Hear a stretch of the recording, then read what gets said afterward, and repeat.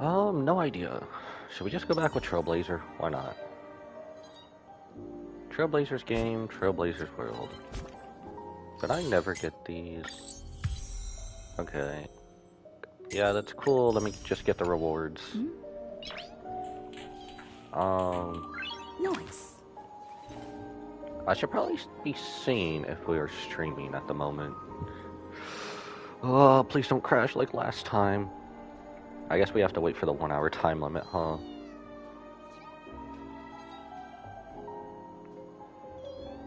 You know, I wonder, does anyone ever get mad? Because I usually start the videos off on the Radiant Feldspar where the Divergent Universe is. I wonder. Oh well. That's my brain that goes crazy every so often. Um, I guess. I guess we look good so far.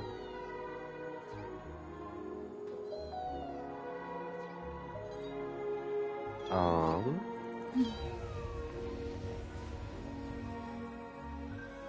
well, if it looks like we're doing good, I guess we are.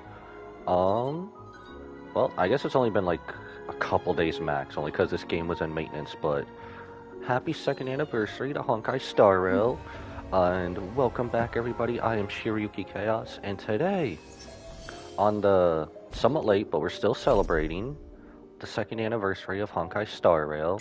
What is this? Oh, okay, another side quest stuff. Anyway, today we have the next part of the Flame Chase journey. Remember when they said it was supposed to be a happy story, and then they released all the casters trailers? Now, honestly, just throwing all the controversy to the side of Casseris's trailer and everything, or her character and everything. Bruv, they threw us straight into straight depression. Can you believe it? What is... Oh, that's what this is for. Oh, okay, that's what that was for. We'll probably check that out maybe tomorrow. We got time on that. We'll check that out tomorrow. I guess we'll just start the story. I'll do part of the story today, and then maybe we'll do a separate video for the Star Rail second anniversary with all the events and everything else. Um, I guess maybe that's how we'll set it up. Because I do have to go a bit later to take Mom to physical therapy, so we'll do that a bit later. But last time, sadly, we said goodbye to one of the triplets, Mighty's badass moment, and kind of going from there. I guess we'll just check out the story recap, because why not?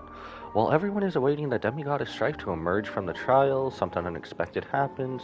The Trailblaze squad immediately follows Mighty into the trial and rescues Finon, who is trapped inside. Just as everyone breathes a sigh of relief, a new problem arises. Alright, that's right. We did have trouble with his teacher and everything, but he wasn't a bad guy after all. We also gotta face the Flame Reaver in a... what is it? Basically like a true death match. Not really death match, but... we rescued Anaxa, met Circes, the Reason Titan, and...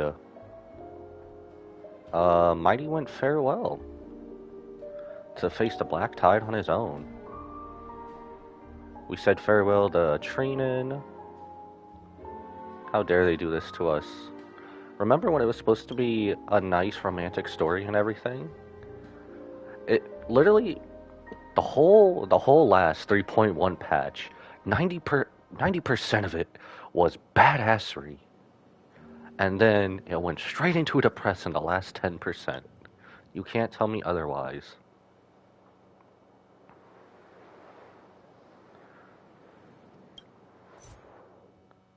Teleport hint.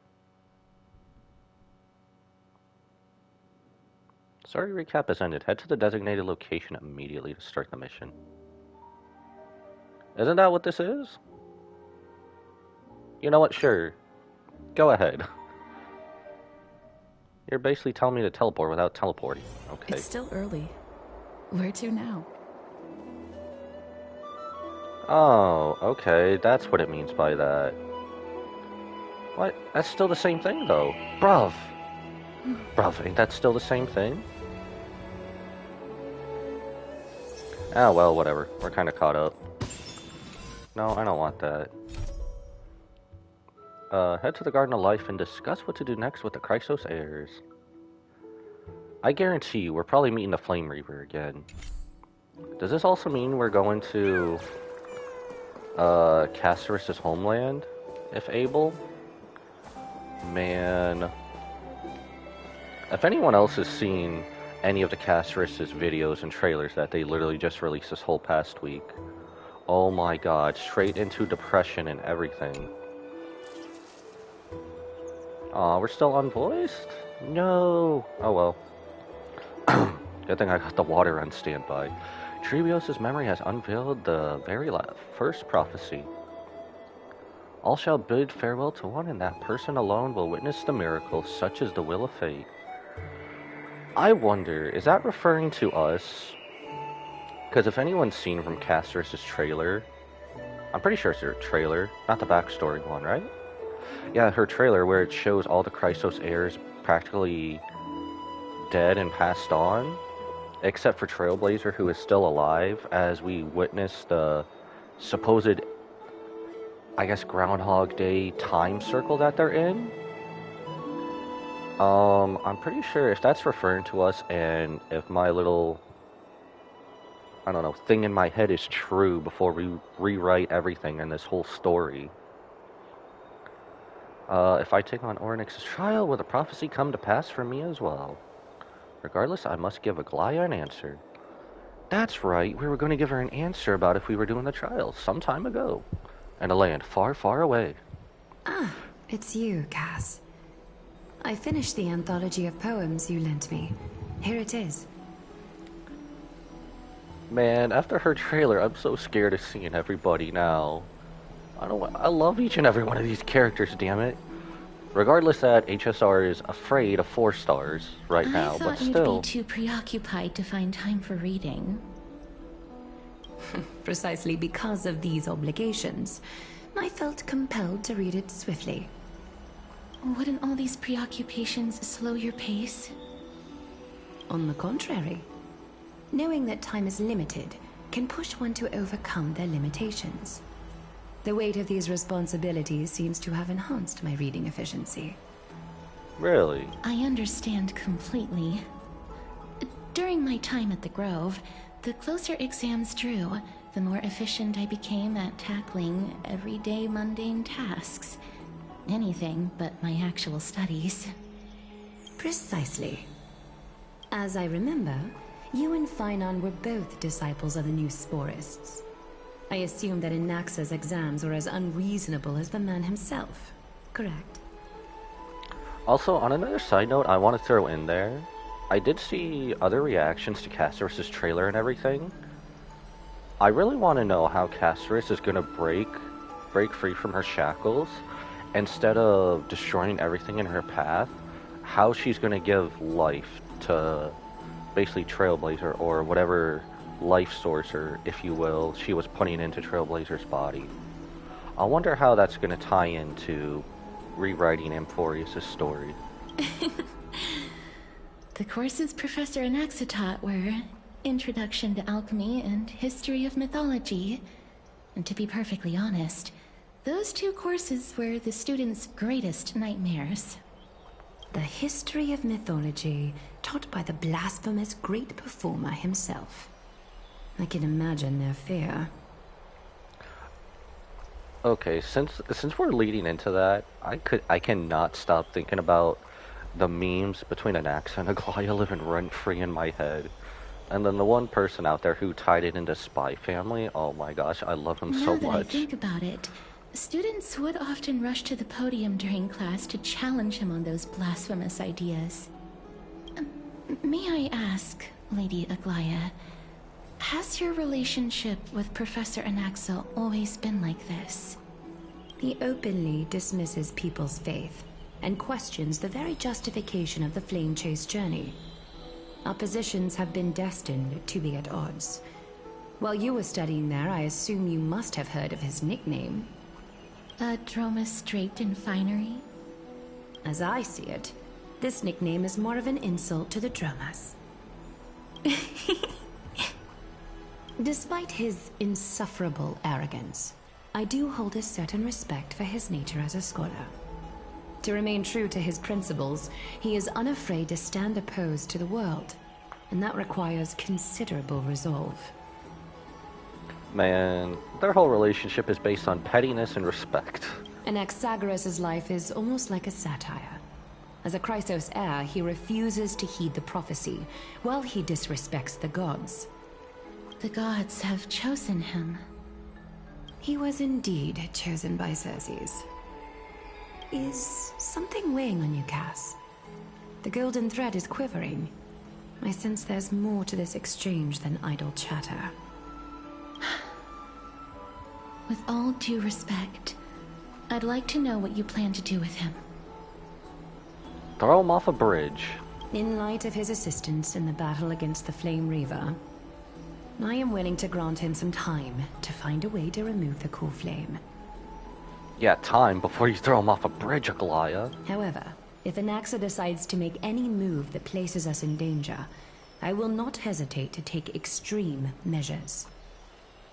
Just as I feared. The Flame Chase journey is the destined path for the Chrysos heirs. Yet he now seems more like an empty shell.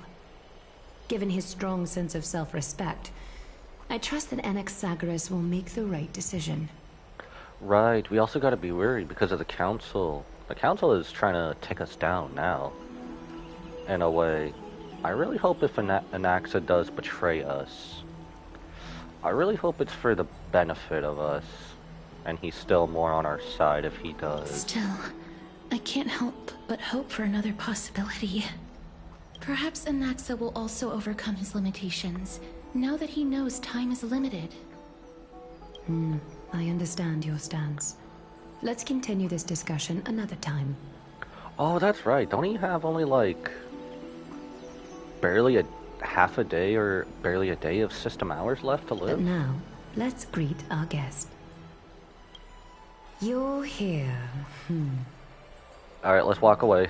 Does this mean you're ready to take on Orynyx's trial? Mem and me. For a second there, I thought that said mom. I thought that said mom in place of Mem. I thought that was the funny answer we were gonna give her. I'm still on the fence. Well, we're ready. Ready as we'll ever be. It seems that this sacred beast is just as indispensable, given their intricate ties to the Titan. Memmy mem, memmy mem mem mem mem, memmy mem memmy mem. When is this little furball gonna get its own voice, damn it? Thanks to you, I've evolved from a little dog into a sacred beast. I didn't know this was Yu-Gi-Oh! GX. Surrendering the cool flame is a Chrysos heir's duty. Your selfless assistance is deeply appreciated. However, I urge you to carefully consider the risks of accepting the trial. Becoming a demigod means forsaking your humanity. You will inherit Orynyx's divinity and bear the time of Amphorius, all on your own. See, that also leads me to believe, do we actually have a humanity? Because, I mean, we were kind of just made. I mean, we have expressions, but we don't really feel, right? Like when we've been stabbed through the chest multiple times. In a sense, we're like more like Kafka, right? So, I don't know, man. From that point onward, your fate just will be throwing stuff forever out there. intertwined with ours, never to be separated again, until the end of Genesis. Are you trying to talk me out of it? Is there a plan B? That's also another thing that gives me with this idea I'm rolling around in my head. Do we actually become a demigod? Because if we become a demigod, does that mean we can't stop this little time loop that we're in? Hence why the whole Amphorius' location looks like an infinity symbol. On the contrary, You are the only one who qualifies to attain divinity. Yet, for that very reason, I do not wish to pressure you. Oh, we're asking both. Okay. What's plan B? It's exceedingly rare to find a capable Chrysos heir. If this path proves unattainable, I am willing to lower my expectations. So I'm assuming if we don't have a plan B, we don't have any other plans after that, because we don't have any more of the alphabet. There are still many priests of Yanissopolis and their descendants in the city. If I'm left with no other option, I'll try to find someone worthy among them. I also have another question. When is the Astral Express gonna get through? Or vice versa? Seems like a shot in the dark. If I do not descend into hell, who will? That's it, I am out. F this shit, I'm out. Man, y'all saying shot in the dark, having me play AC/DC in my head.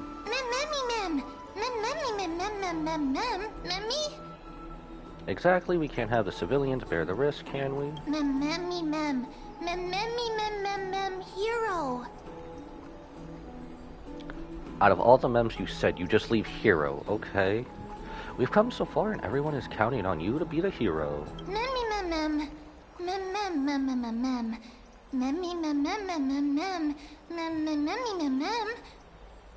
As for the trial, you have nothing to fear. The Time Titan may be willful at times, but they never caused us any harm. Why do you say that now? Now they're gonna cause us harm, damn it.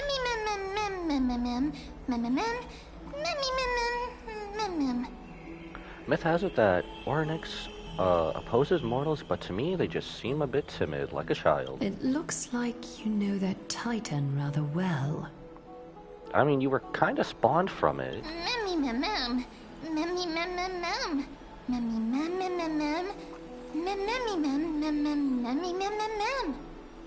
Oddly enough, I don't remember ever meeting them, but the moment I saw her, Oryx's memories were already in my head. Memories that exist outside of your own experiences. I can't explain why, but I can vouch for Mem's words.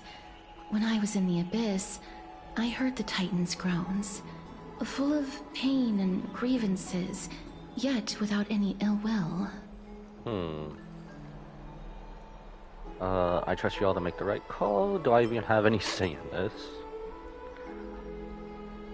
I mean, that might be weird of me, but after seeing Castor's backstory and trailer, I'm gonna trust her 100%. Since you've made your decision, Full on, go 110. back to the bath chamber and get some rest. Trina will call for you when the ceremony is ready. Of course, Agalaya wants us to go to the bath chamber. Look at that devious face. Difficult for me, as the guide, to absolve myself from blame for things to have progressed to this point. Time and again, you have risen to the occasion for Akima. Nearly rewarding you with some honeydew is no longer able to express the extent of our gratitude. Man, why do I have goosebumps? When the dust settles, I hope that we'll have the chance to have a long chat regarding your return journey and the curse of the sky. It's about time that we lift the taboo and discuss things openly. Is that how our friends are gonna get through? Before leaving, I should go say hi to Castris. Where the bloody hell is Finon? I know Trina and Tribby... Yeah, that's right. I know the other two are probably taking a rest from you-know-what. Finon, I have no idea. That's kinda weird. I wonder, is this how we're gonna get through to the outside world? Is this gonna... whether this fails or succeeds... Is that how our friends are gonna get through and come back and help us? Miss, may everything go well for you and Mem. Also, I kid you not, going through a whole other patch without an update on March, damn it. It's just not right. You need Aglaya for something too? It's nothing. I only came to discuss some matters with Lady Aglaya. Previously, I lent her an anthology of poems that Lady Trianne had gifted to me. Tracing back, this anthology was something left for Lady Trianne by a bard before their passing. Man, Castles is so happy. We gotta protect that smile no matter what. I don't give a damn about no controversy over her Kit and Memo Sprite or anything. Look at that smile. We gotta protect that smile, damn it. Although personal properties should be cleared out once their owner has passed on, Lady Trian gave this book to me since she knew how much I like to read. Can you tell me more about the book? Is this book very special? It just contains an allegory. In a faraway land, in a city known as Styxia, a dragon corrupted by the Black Tide descended one day, swooping upon the city like death itself. Why is it that in Wuthering Waves and Renacida we fought a damn dragon and then we're gonna fight another dragon in this game? It swallowed the princess of the city whole before it was suppressed. After taking down the evil dragon, the warriors discovered that the princess's life had already met its end. Overwhelmed by grief, the queen hired an alchemist to resurrect the princess using the dragon's flesh and blood. However, having lost memories of her previous life, the resurrected princess turned into an evil dragon herself and wreaked havoc on the city. As a result, the prosperous Styxia met its demise. What a dark story, what a touching story. Correct me if I'm wrong. Is that not based on the story of Aragon? The one where they saved one dude's life by, I guess, infusing him with dragon's blood? Or is that the other one I'm thinking of? Huh. Mem, mem, mem. How was it touching? I actually think so too. Let's go. We made her really happy. That's all that matters. Mem, me, mem. What? The correct option was to increase friendship level? The author of this book is Archepia, a wandering bard who traveled to many cities. Among the things she left behind are poems, dictionaries, and many tragicomedy scripts. She even clearly underlined and took notes in books that covered myths with her elegant handwriting. While flipping through these books, I felt like I was afforded a glimpse into the life of Archepia. It felt just like I was traveling with someone that I'd never met before. It was as if she had yet to pass on and was still alive. No one goes through life without leaving their mark behind. She probably did not think much of it while she was writing. That's right. Writing, drawing, and taking photographs. It seems like human nature to try and leave records of things. Speaking of taking photographs, when I was helping you to take the photo previously, I did not look through the photos in your photo stone out of courtesy. But I'm also very curious about the story of the Rosy Celestial Maiden. Come on, updates about March. Despite having visited many cities in Come Amphorius, on.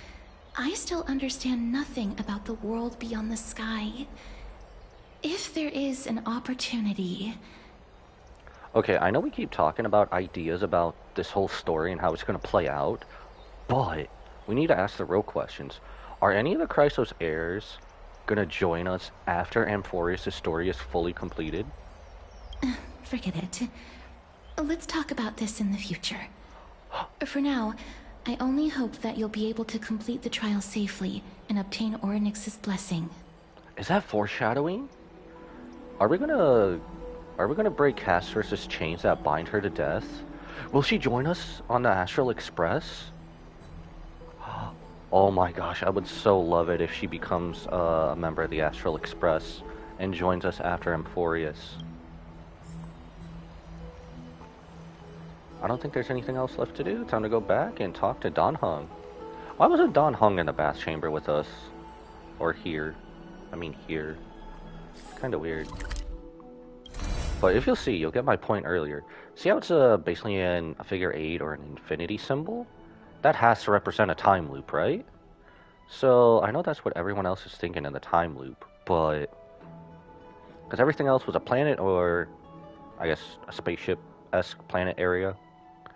But this time loop, I wonder if we break this time loop, if it's going to change afterwards. I mean, it has to, right? I don't want to go to the Vortex of Genesis. I want to go here. Man, it's been a minute doing all the Akuma stuff and then going back elsewhere to do other stuff I haven't done in this game, plainly. Oh, there's Finon. You little rascal, you. Citizens Assembly. That's right. Oh, partner, you're back just in time. This is something that the both of you should probably know. Well, then I don't want to know it. Some good news, more trouble. Some good news for once? Good news? I wouldn't call it that. Bloody hell. Do you remember the Council of Elders that was on our heels previously? It seems like they've made their move. Some background information for you. The Council of Elders is an authoritative body in Amphorius, made up of different city representatives. They hold legislative power over the Holy City, and are in charge of presiding over the Citizens' Assembly held once every few years. Yeah, I'm kinda with the Goliath on the Council of Elders. I think we need a certain creed to take them down. This is the most important social event of Akuma. It is highly influential, and can even affect what happens to the Flame Chase journey. Well, I guess let's act both, so Aglaia doesn't actually call the shots. Despite her vision and wisdom that spans across thousands of years, even she cannot win over the hearts of everyone. Even though she could force her way to. I have never once passed my sociology class. Perhaps you should retake some exams next time we visit Paperfold University. That was amazing. Tell me more about the Citizens' Assembly. Every 5 to 10 years, the Council of Elders organizes a Citizens' Assembly at Dawncloud. During the assembly, the representatives will vote on major issues, such as whether the Chrysos heirs led by Aglaia should still hold the right to govern the Holy City, and whether the Titan's conquest should continue. It sounds like some sort of system to balance the heroes and the mortals. That is correct. However, the problem lies in the fact that there are ill-intentioned extremists in the Council of Elders. They view the Citizens' Assembly as a way to restrain the Chrysos heirs, and hope to take complete control over the Flame Chase journey. We can refer to them as the Opposition. During the assemblies held in the past 100 years, the voices supporting the Opposition have been growing stronger in the shadows. It's only thanks to Aglaia that the Flame Chase journey has been able to continue to this day.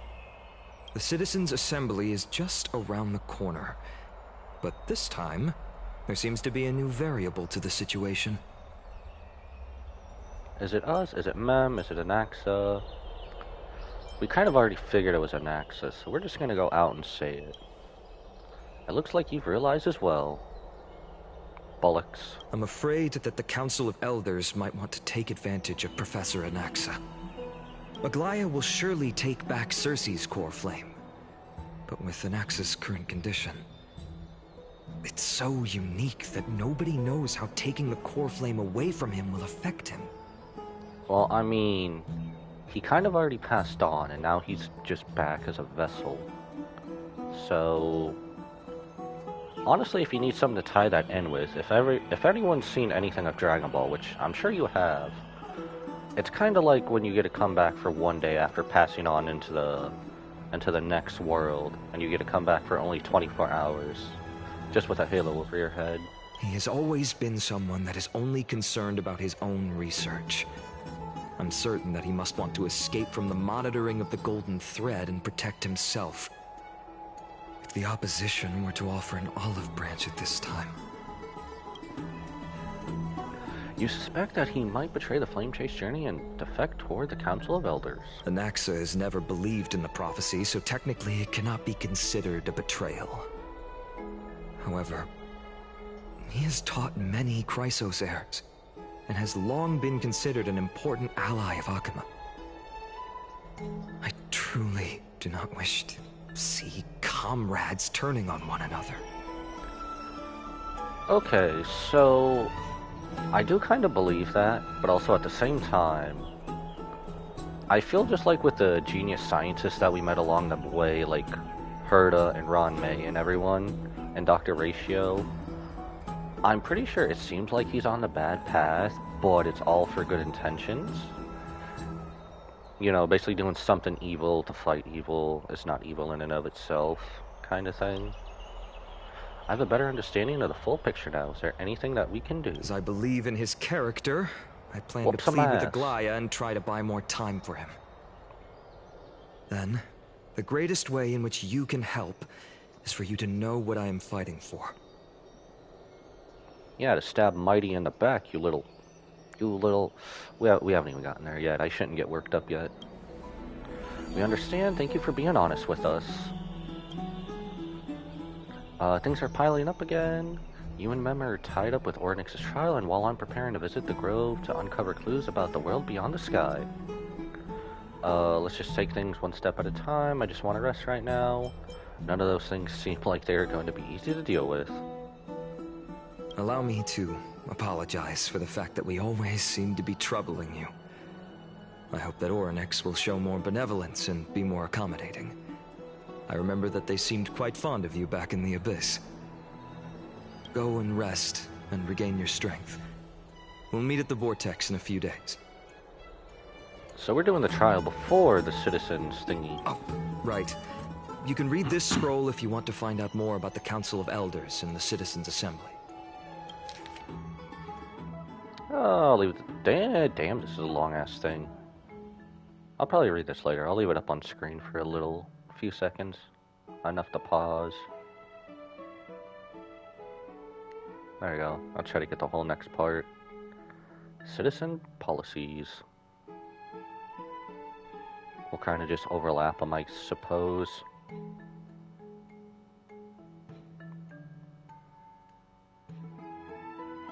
Damn, if this was what Aglaya was wanting to prevent, so many words on paper, damn, I agree with her. I feel like there's also no reason for us not to trust in her. I don't know, though. Just plays out very, very tricky. I hope I kind of didn't lose track there where we were. That should be the rest of it. Yeah, that's the rest of it. Alright. Rest up and prepare to face for the trial. Huh.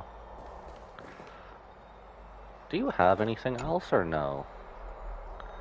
It's just as I expected. The troubles afflicting the Flame Chase journey are just, aren't just external issues. The complex internal policies and interpersonal relationships are also exacerbating the problem. We can't let our guard down just yet. We have to find out where we stand in this large interwoven web. Oh, okay. Kinda thought we were gonna have to do something extra, or could. Mem nervous. The trial feels like it's just around the corner. I'm starting to feel nervous. I mean, I said tomorrow. It's not that soon. There are still a few more days until then. Don't worry, everything will be fine. I feel like a sitting duck that has been thrown into the deep end. Memmy, nervous, mem. This is just an exaggerated figure of speech to express how nervous I'm feeling right now.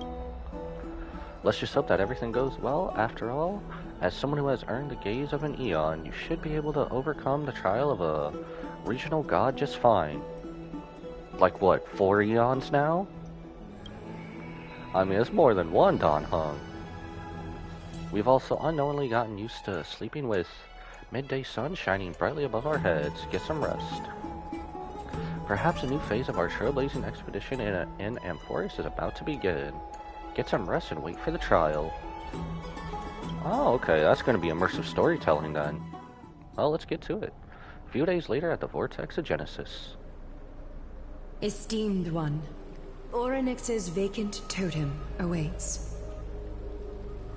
Man, I just feel like something's going to go wrong, isn't it? If you have already made your preparations to become a pillar of Amphorius, please, step forward. Have we? I feel like we're going to step forward and nothing's going to happen. Speak with Trinan. You know, I wonder if I was saying Trinan earlier the whole time when it was Trian. Oopsie, that's my bad. Little Gray and Mem, Thank you. Your resolves cannot be questioned. We praise your pure selflessness and courage. May Kefali light your path forward. Get ready to assume Orynyx's divinity, Trailblazer. Well, like this game is always saying, may this journey lead us starward.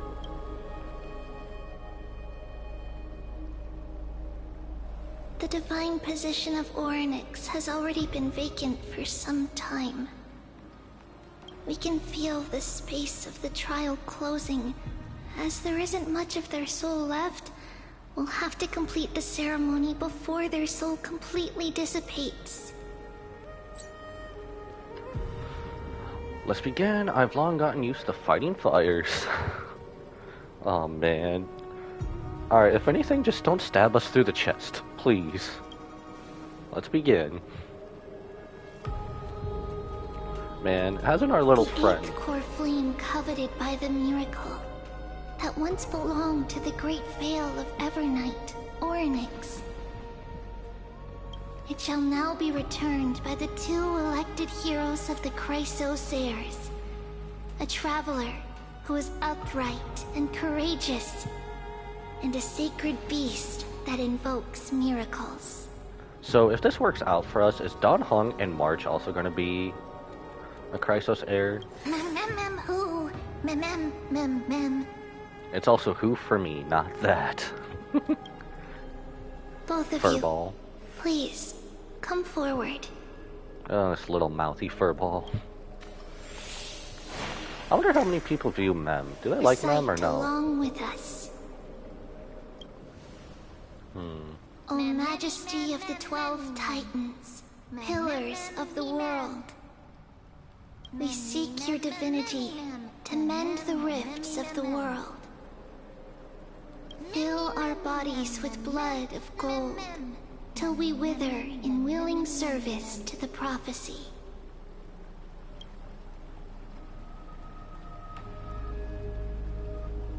I don't think I have gold blood. These are just words meant to make the prayer seem more solemn. Please, focus. You little dolt.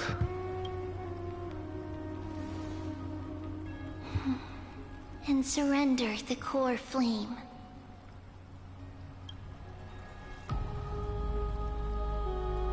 Looks like this is it. There's no turning back. Press and hold to submit the core flame and complete your objective.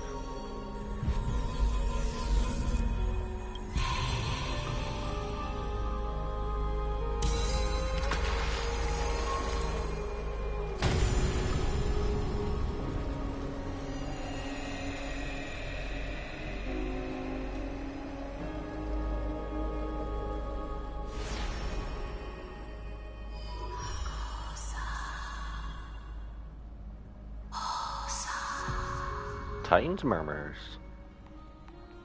Orynyx. Their soul has been waiting for a long time. Perhaps they're also quietly waiting for the arrival of their successor. Wait for my return, my friends. I love all of you.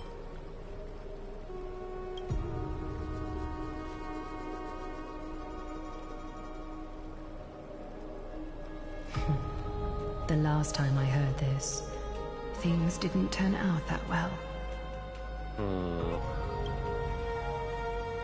Don't worry, Aglaya.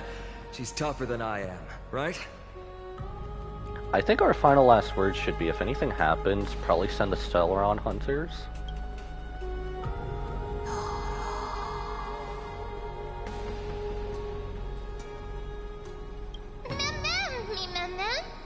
Let's go.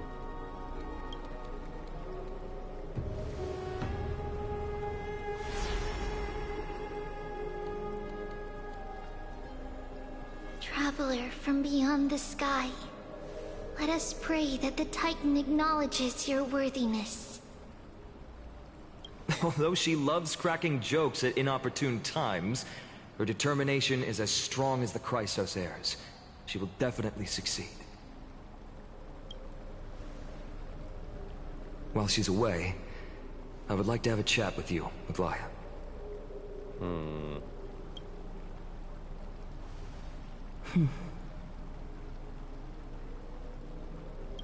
Speak. I'm listening. Why was that speak of, I know this is going to be disappointing and I don't want to hear it? Bruv. Oh, so we are going. More black screens for the win. Slap, slap. Slap, Wake slap. up. Were you just doing the motions or did you actually slap us? How is it? How do you feel? Wait, what? What? Nani? I actually got my wish. The little furball can talk. Has the trial begun? How are you able to talk? Alright. I think that it's amazing too. Testing, testing, 1, 2, 3. Testing, testing, 1, 2, 3. Damn, I can't be making that joke anymore since you have a I have voice. such a cute voice. It must be because of all the memories that I collected. They allowed me to grow beyond expectations. Also, listen. The words of the Titan are becoming clearer.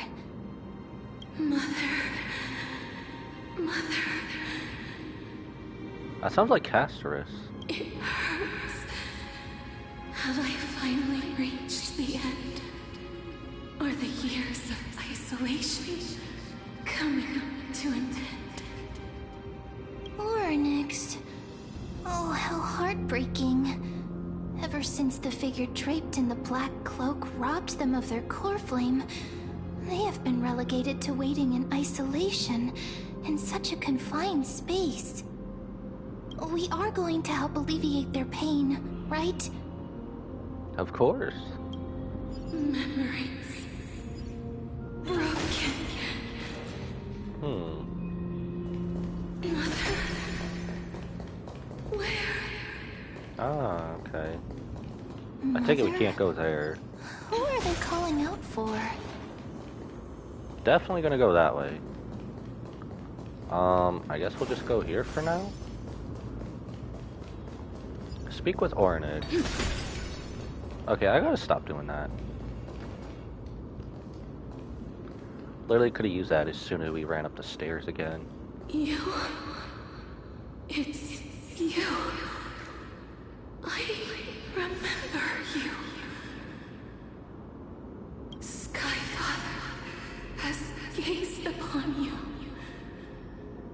Mother is calling for you.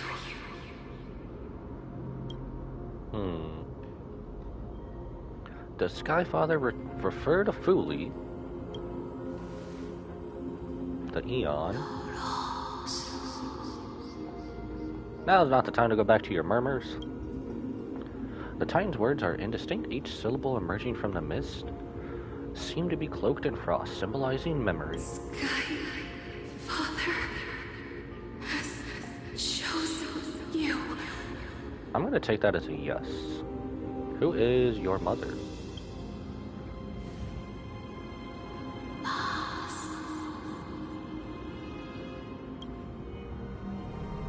A majestic voice pierces through the golden mist, reaching the unseen mountain walks in the distance, reflecting and returning to your ears as an echo. Within the echo, you seemingly could make out the cry of a baby. Mother is no longer responding.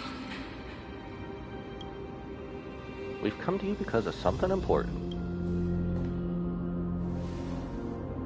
Something important.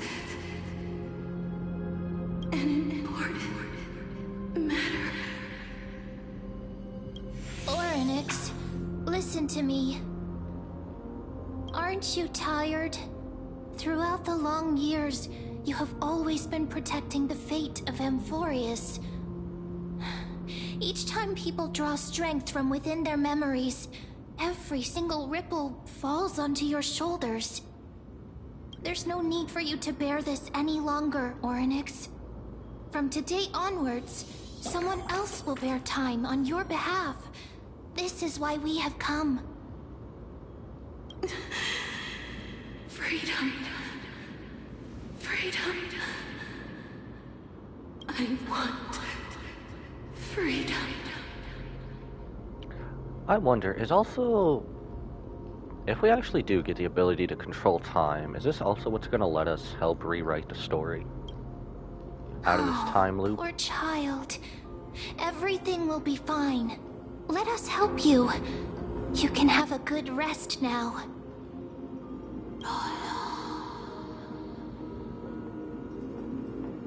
Leave it to us? What's troubling you, big fella? I don't really think we're gonna get more out of it.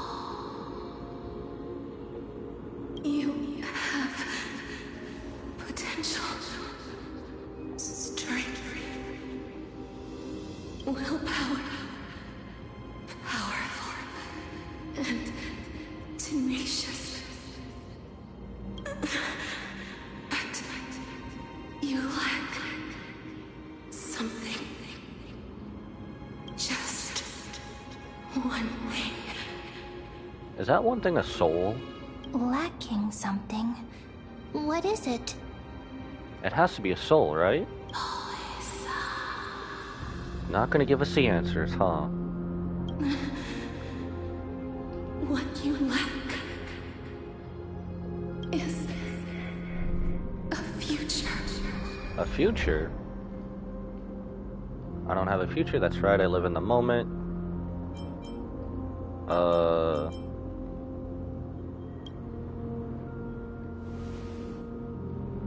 Unless that's tying into my soul Future? theory. Unless that ties into my soul theory.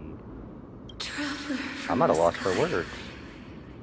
You should have dissipated already. We get that a lot. The gaze from Sky Father. Stabilize your form. Because from the moment you crossed the sky, your life was cast away. Right now, you are simply a collection of walking memories. What's happening? What? How is that possible? Do you mean that I'm already dead? Omae wa moi shindayu.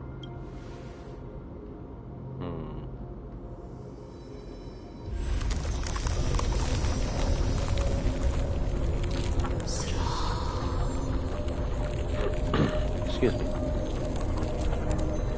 The space is collapsing.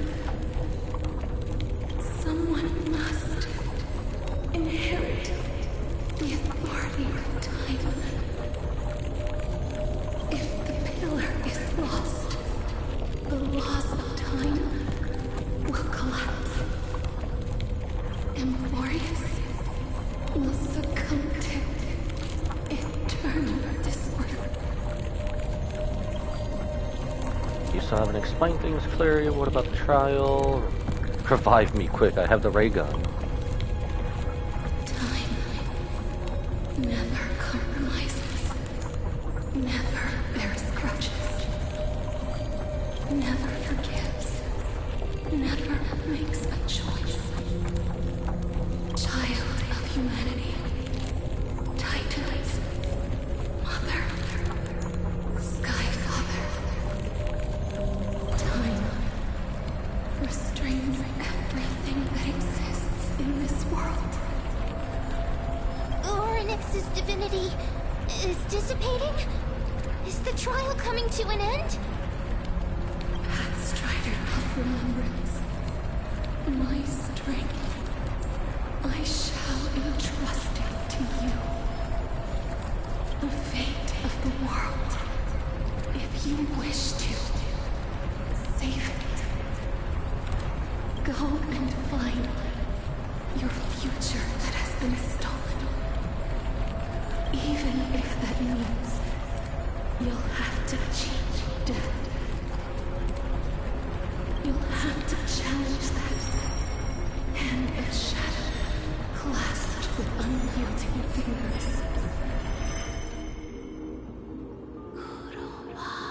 Before before the passing of 15 entry hours, go forth and reclaim your future. This is the true trial of time.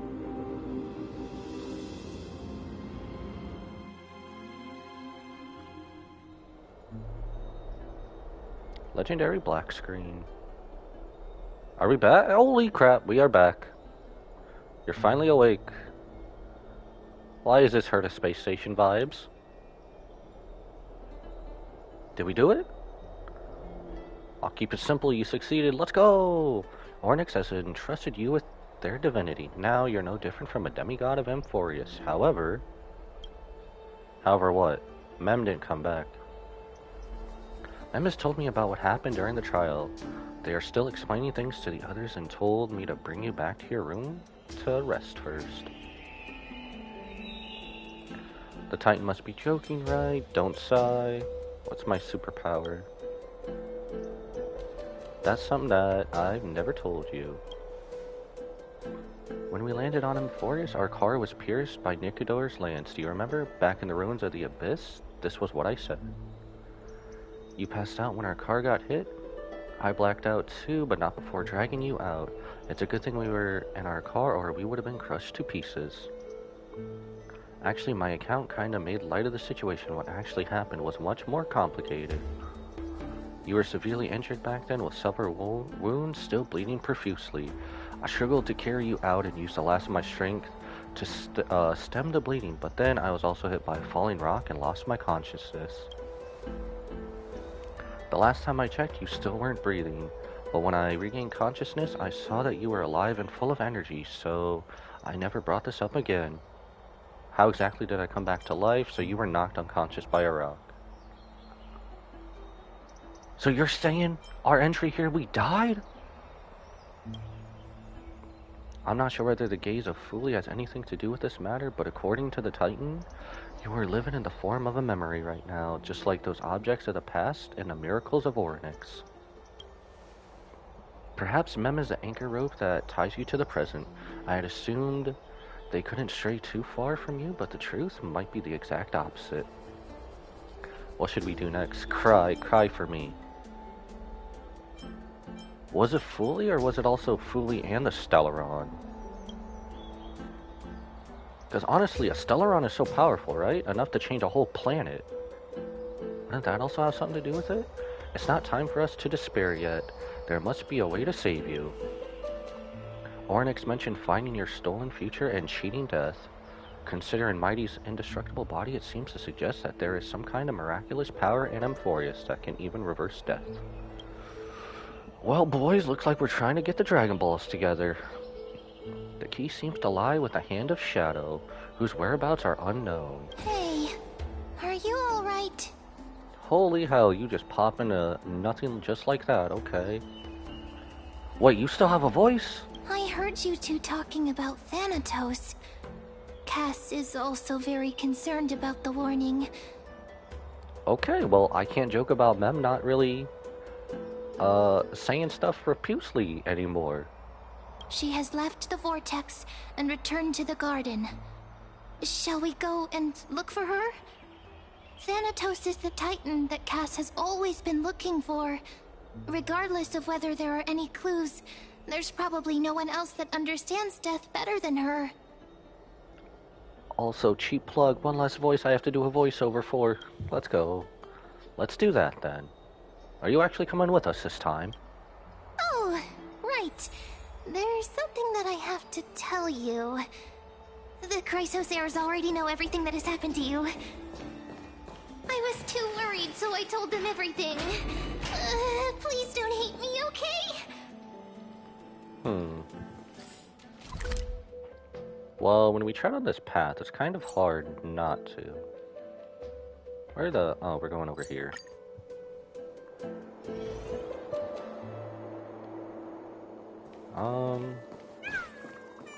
Head to the Garden of Life. Miss, I'm right here. You hear soft steps coming closer, one step at a time.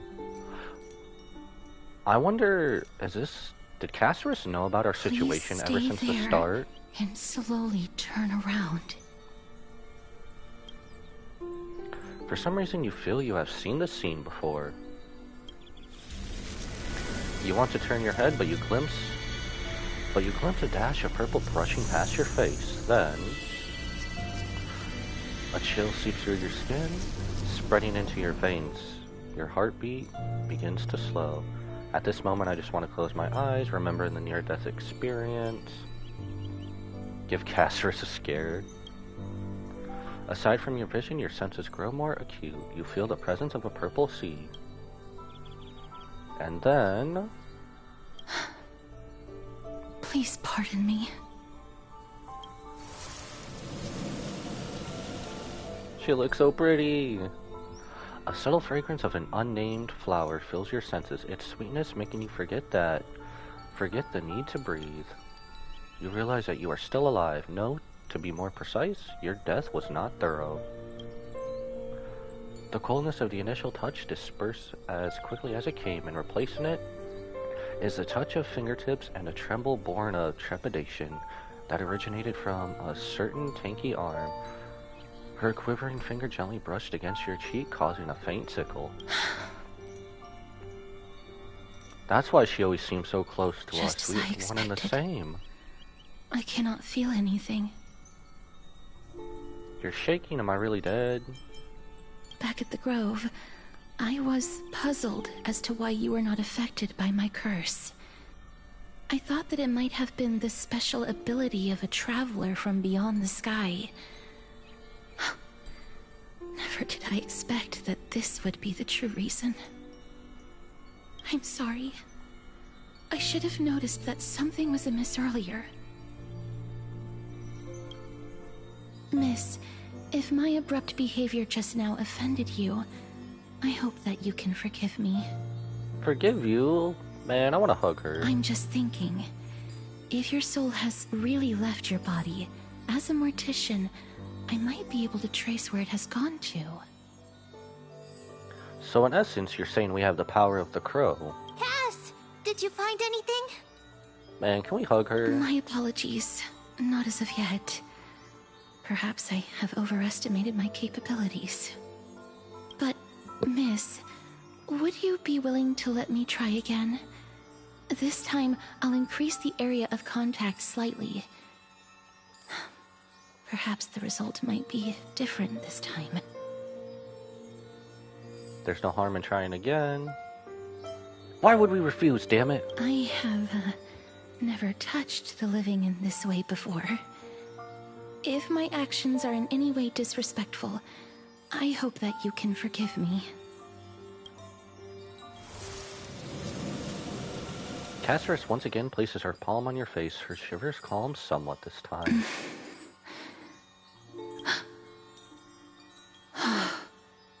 Did you discover something? You scared me. I seem to have caught a glimpse of something. Your soul is currently roaming someplace and cannot find a way to escape. But perhaps it might not be a bad thing.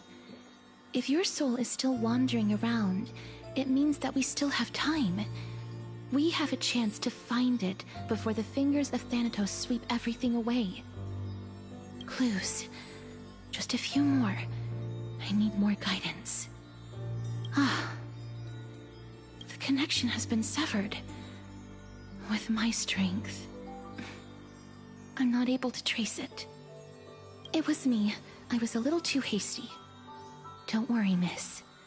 Although we currently have no leads, I will do my best to search for the whereabouts of Thanatos, bring back their core flame, and personally return to you the life that you have lost too soon.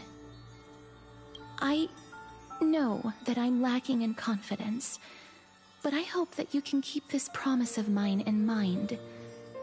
Before I manage to deliver on this promise, please do your best to hang on.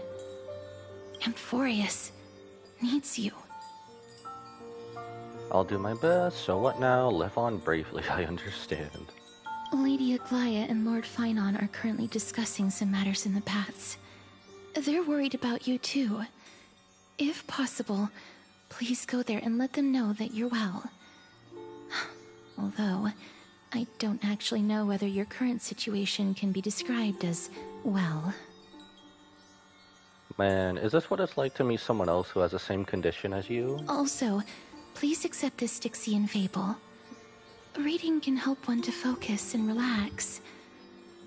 I hope that reading this can help tide you through this difficult period. More and more species are... Man, she's such a good person. Can we have anything Lady extra? Aglaya and Lord Finon are currently discussing... Aw, she just says the same thing. Aw. Man. They're here. That partner! Hyacinth said you definitely wake up. How do you feel? So the entire world knows about this, so she can even take the pulse of someone who's dead. It feels quite cool being a departed spirit.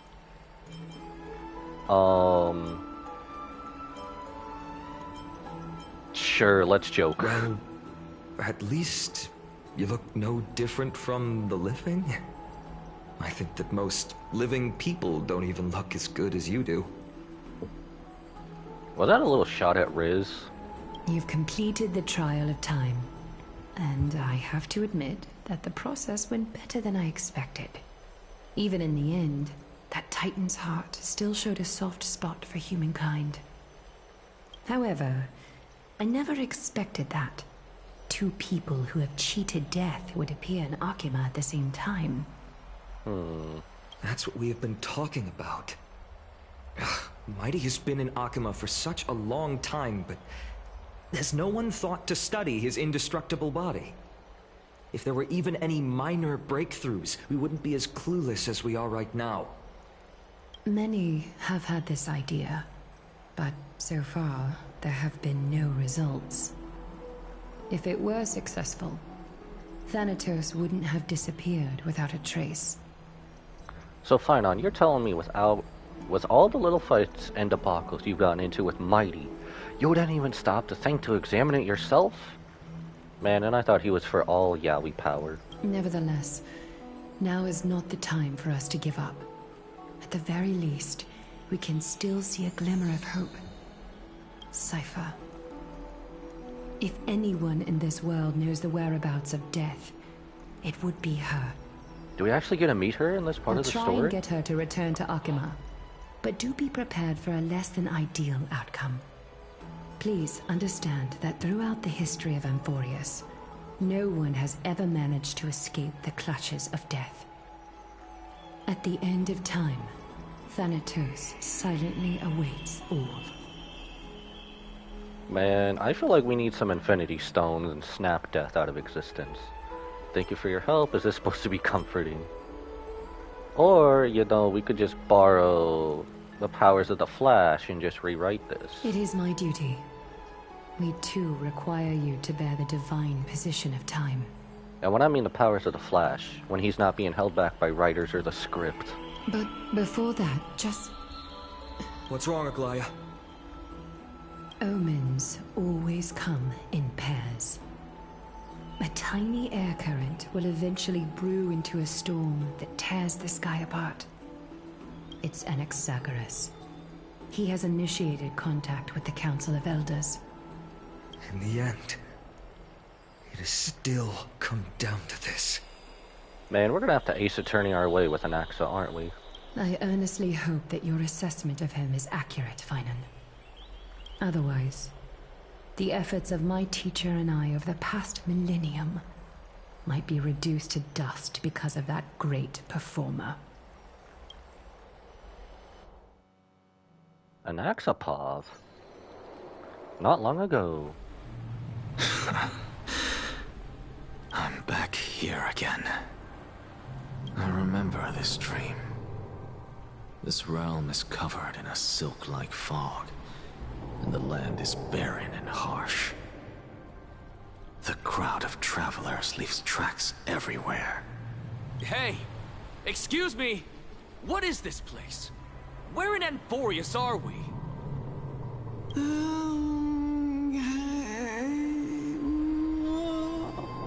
The mutters of the Traveler are in a language I'm unable to comprehend. Or perhaps they're just distracted and ignored my question. Tell me, which Titan reigns over this land? And how do I find them?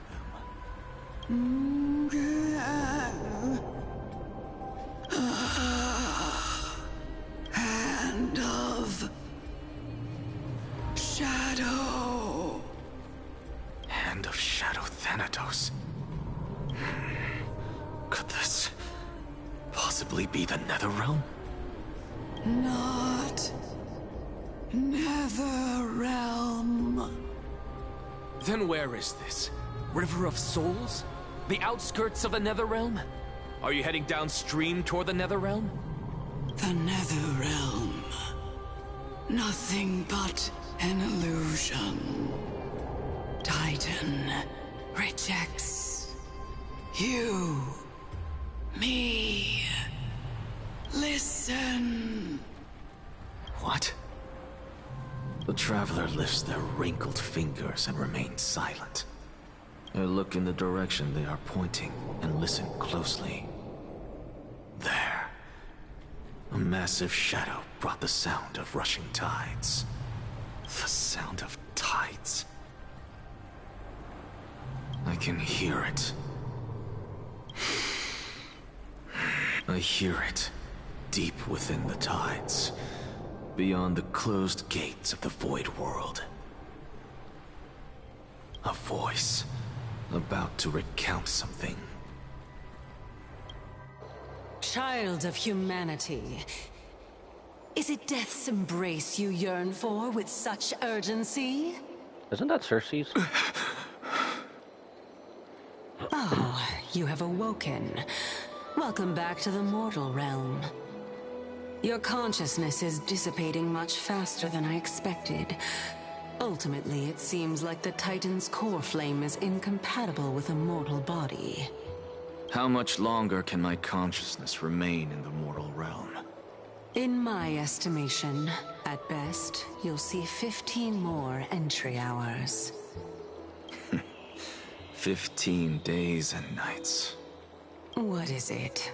Are you finally starting to become attached to the mortal world now? Oh, I said hours earlier. It was actually days. On the contrary, 15 days feels a little too long for solving a singular problem. Stop giggling. It's time for us to go. The messenger from the Council of Elders is almost here. Let me ask you one more question. Are you really planning to betray Aglaya's will? What betrayal is there to speak of when I was never loyal to her to begin with? What about that white-haired student of yours? Acting so recklessly, do you not care about what might happen to him?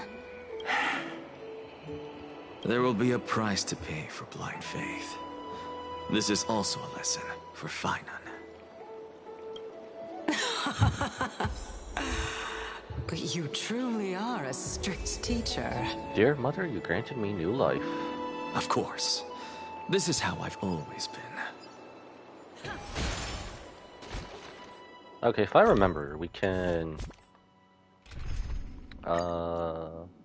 actually use him as trial. Let's see him. Let's see our little friend Anaxa. I forgot to do this all the other times. Man, shotty to the face. Wait. Oh, I'm getting distracted. I thought that's where we were gonna meet. Meet with the Council of Elders messenger. I can already tell. He's gonna basically be a wild card in this whole story, isn't he? Whether for good or bad, his intentions are probably for good. I hope. Sorry to keep you waiting, Lord Inexagaris. Why? Are you on a Comic-Con? It's been a while, Lord Inexagaris. I greet you on behalf of all the citizens of Akima and express my deepest regret about what happened at the Grove of Epiphany. It's you. I never expected that you would personally come and meet me. By carefully into Lantern above, I have come as a testament to the justice of the Council of Elders. There are Antikytherans here? They have been a rare sight ever since the Chrysos War. Antikytheran. Okay.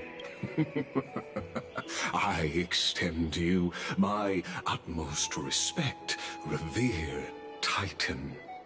I am Lycurgus, though you may call me Lygus, holding an honorary position within the Council of Elders in Akima, and as the Theoros, I stand to protect the right of all upright citizens to express themselves freely.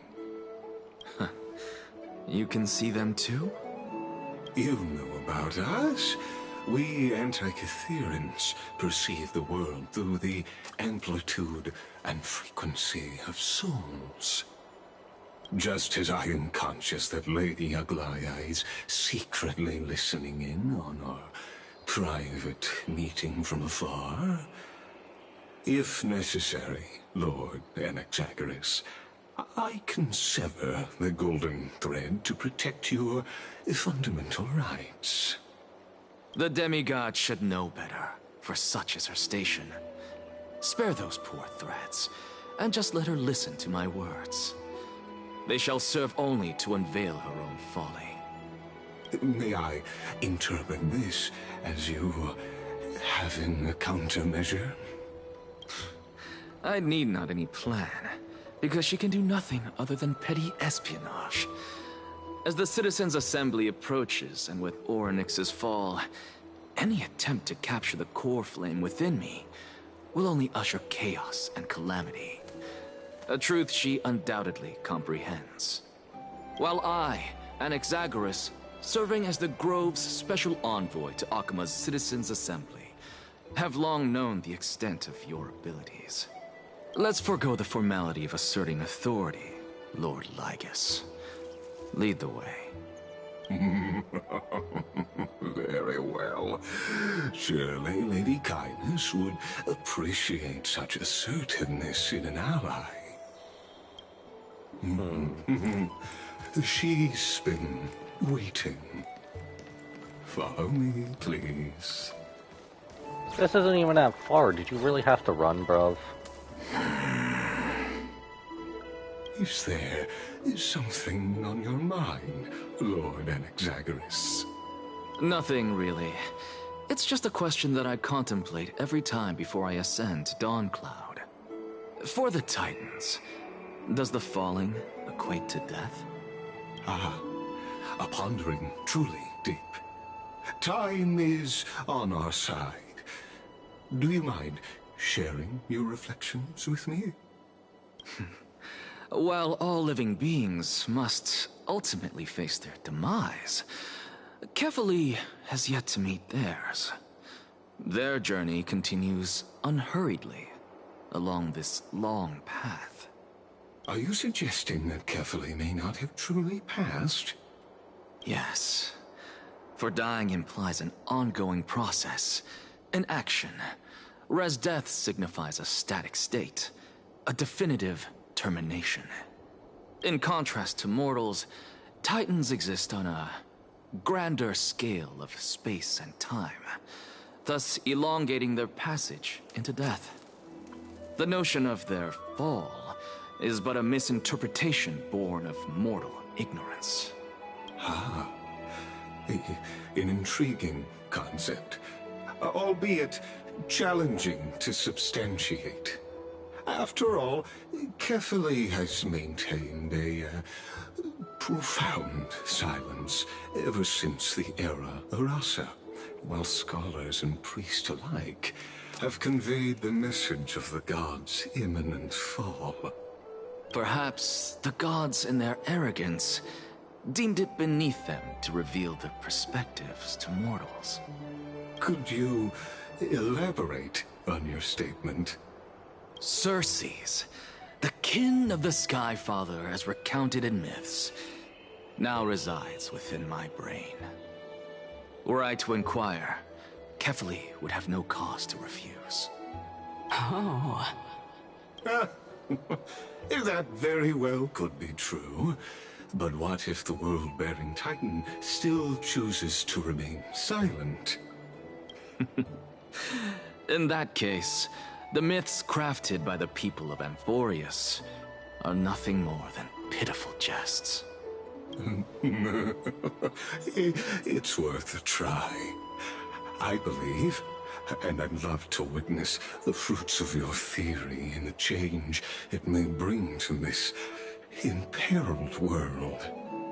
Because I completely concur with you on this aspect. If the Titan has indeed met their end, any response from them would be impossible.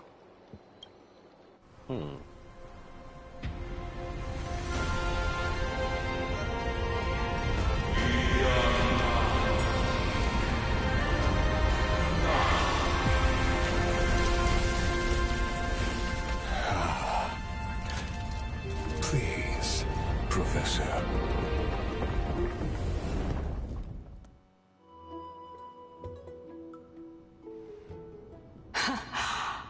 The children of humanity have indeed created a spectacle. Welcome to Dawn Cloud.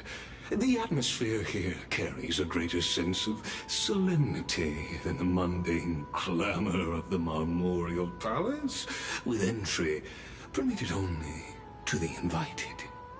Only esteemed beings grace this place, and among them I've received priests, scholars, warriors, and now we even have the honor to be in the presence of a Titan. Oh, what a joyous occasion. Once deemed a blasphemer, now a surrogate for revered divinity. The honor should rightfully be mine, shouldn't it? I'll notify Kindness and the others of your arrival. Kindly wait for a moment. A soldier will be here to guide you shortly. In the meanwhile, you're welcome to explore the vicinity, but kindly remain within the guard's view. Delaying the crucial meeting is something none of us wish to see, I presume. I'm well aware of Kindness's methods. There's no need to emphasize that. As you wish. Your cooperation is much appreciated.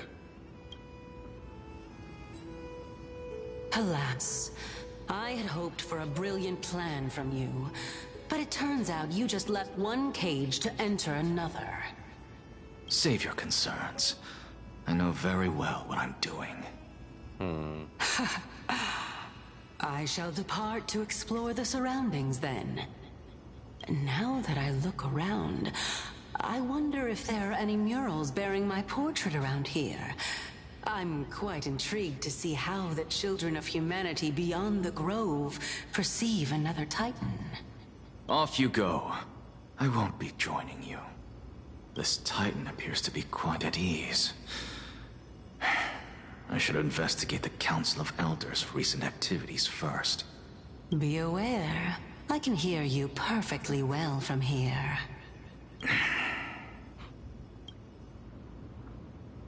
Why does he still seem like he's on the edge of the Council of Elders, too?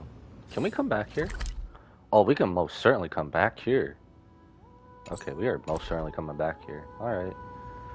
Well, we have over there, and we have over there.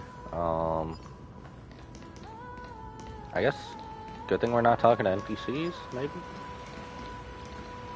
What does this Watch thing this do? magic trick.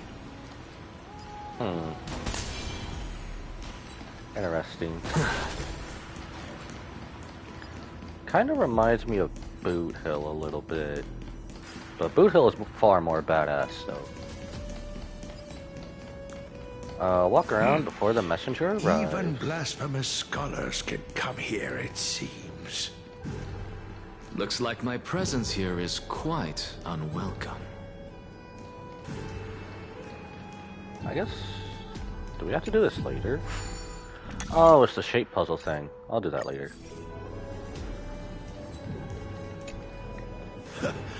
Anaxagoras, I thought that you had died to the Black Tide, just like the other scholars. As Kephales's priest, are you not aware of the decorum of respecting the dead? Surely you jest. You blasphemous heretics are not worthy of respect from the Supreme Being. Let me remind you that you're currently in Dawn Cloud, so you'd better keep your deranged language to yourself. I am no longer that altar servant from years ago, who could only acquiesce to the commands of others. Now, I have plenty of ways to deal with people like you. I'm not sure whether I should laugh or cry right now. I can't believe that a follower such as you could have been made by a creation titan. As I see it, a dead titan can't provide you with this level of confidence, right? Then who is it exactly? Could it be kindness? You. Seeing how fond of you Elder Kindness is, I shall let that slide for now. Leave immediately, and don't impede us from receiving the Supreme Being's blessings. Seeing as we were able to hear of this matter from the mouths of others, it seems that kindness is indeed quite sincere toward us. Perhaps this affair will proceed smoother than I had anticipated. Oh my, what a thrilling confrontation. As expected of one of Kephales's followers. Are you praising or insulting him? Praising him, of course. As a believer of the God of Deliverance, it is only natural that he detests evil. Didn't you hear me? I asked you to leave. Go as far away from here as possible. Don't mutter to yourself like some sort of madman and disturb my meditation. Crazy old fool. No? Can't do anything here? Alright. I guess we'll go to the other side.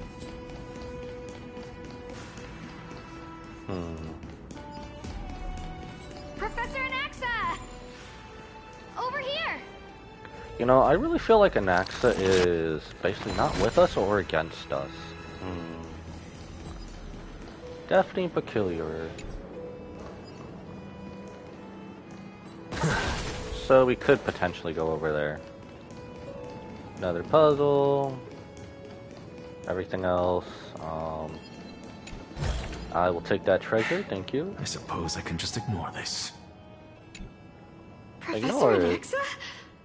Word has it that the scholars of the Grove valiantly perished resisting the Black Tide. To find you here safe and sound, thank the Fates. You could say it's the Fates toying with us. It's only the Crimnoans and Idonians who chase glory through death. But your survival is a victory in itself. I'd settle for that gladly. So, are you here to report the incident to the Council? I heard that after the Black Tide devoured the Grove, Akuma would be next in line, even with the demigod of strife standing alongside humankind. Tell me, how much does the Council of Elders know about the Black Tide? Once Kindness and her followers learned of Circe's and Orynyx's fall, they proclaimed in the council that the Flame Chasers could no longer stand against the calamity alone. Yet, when the Crown Prince ascended to godhood and repelled the Black Tide, she immediately altered her tune, declaring that all was resolved beyond Akuma, with the only remaining menace now being Aglaya and her adherents.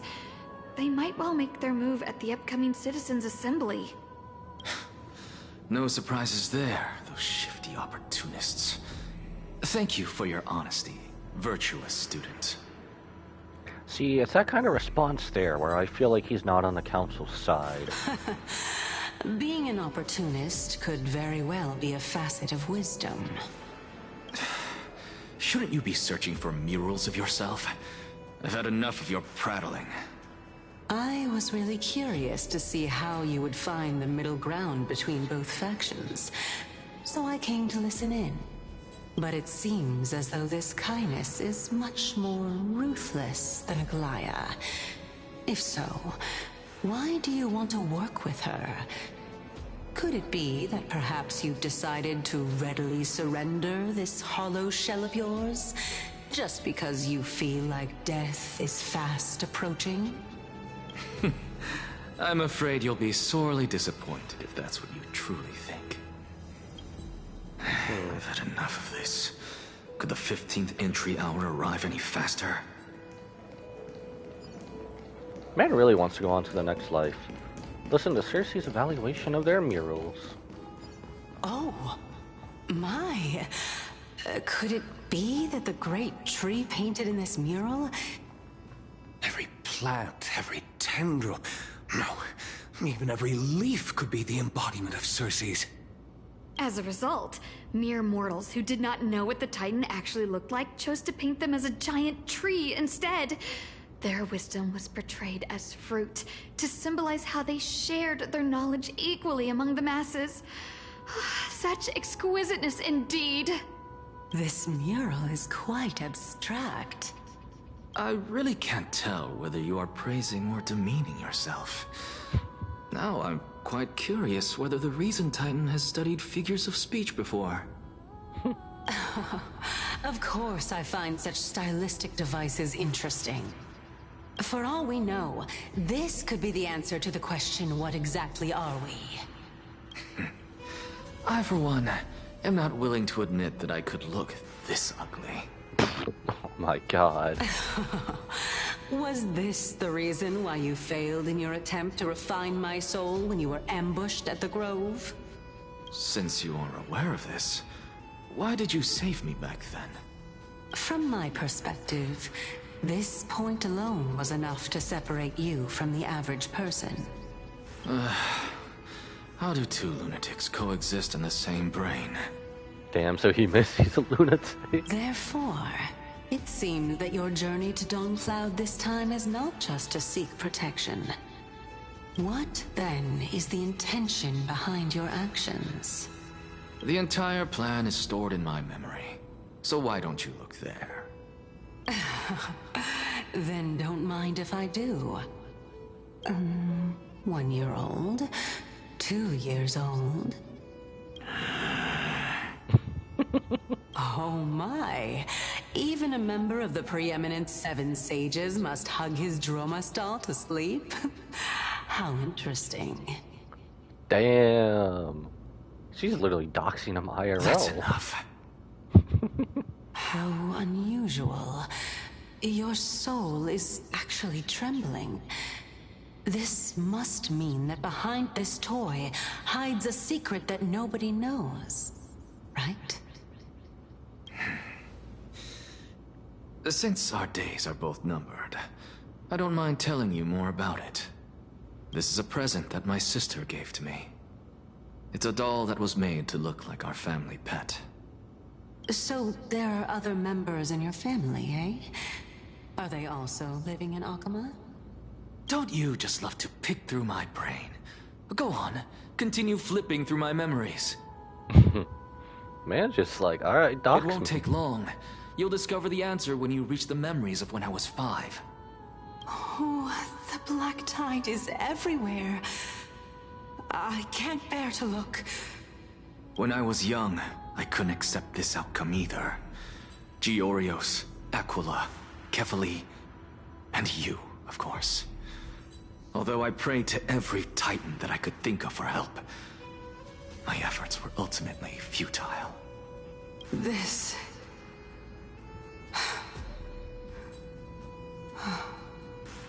Could this be the inception of your research into alchemy? Indeed it was. Everything started from that verdant courtyard of yours. When I was pursuing my education there, I naturally also came to learn of Thelesis' theory as well. Oh, I remember that person. He was the one to come up with the concept of souls, right? Not only that, he also believed that life, as well as the composition, movement, and transformation of matter, all stem from souls themselves. This is why I thought that, since all living things stemmed from the same origin, why could I not sacrifice myself in order to resurrect my nearest and dearest? Anaxa, you... I did it, teacher! But this is absolute blasphemy. Regardless of how much freedom the Grove provides, such an act could cause you to be burned at the pyre. Your beloved, where is she now? Send her away from the Grove at once, to a place where nobody will ever be able to find her. Otherwise, the both of us will be judged by the Council of the Seven Sages. Calm down, teacher. My sister, she's still not in the mortal realm, even to this day. What do you mean? Mortal realm? It was naive of me to think that I could snatch the deceased from Thanatos' grip by merely sacrificing one eye. Equivalent exchange. All I received for that price was but an opportunity to see her for one final time. Nothing more. Oh.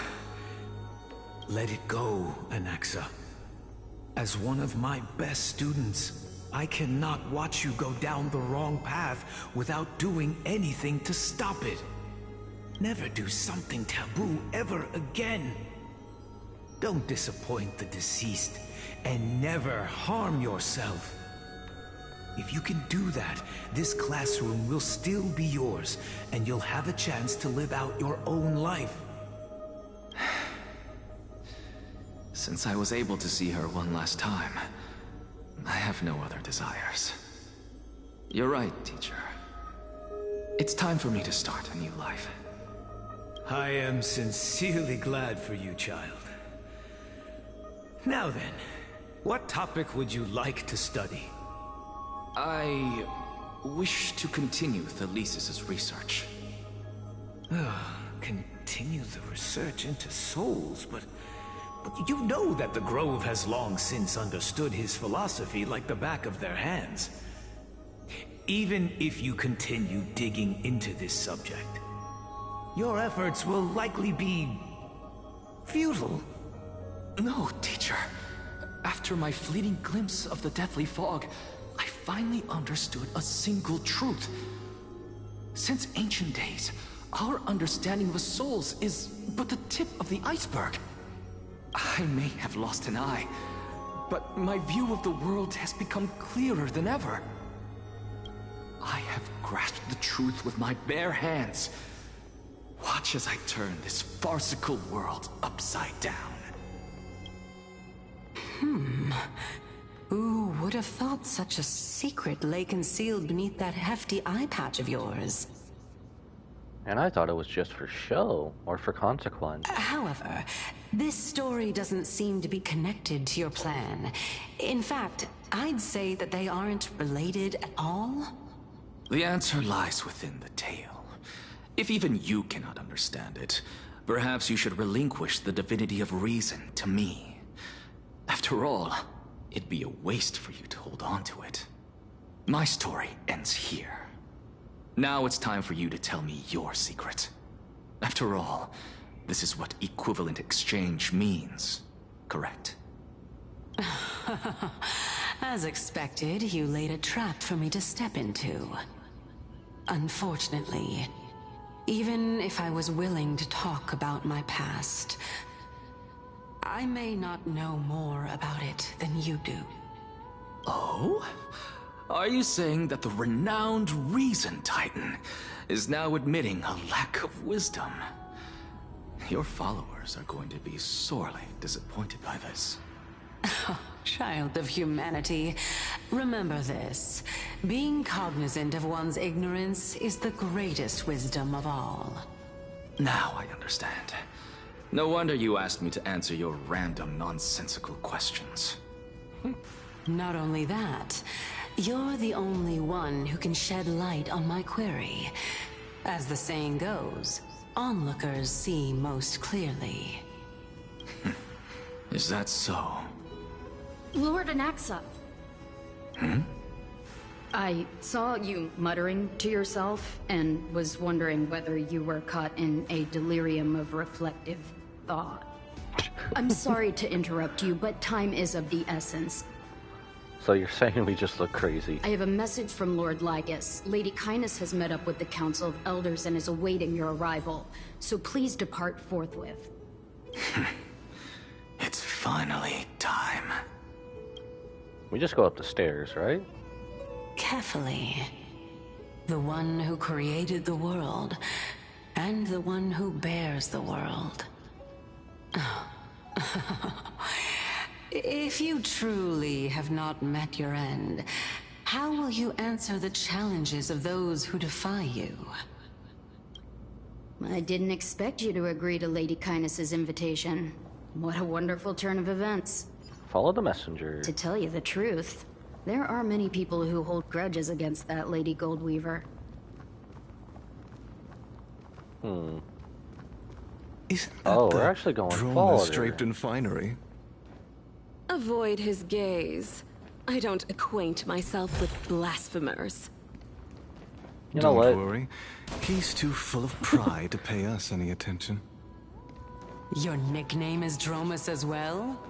You must really like those creatures. Oh, we gotta collect this little bro. Cape Fly. Follow me, sailor. I'm gonna guess you're based off of One Piece, aren't you?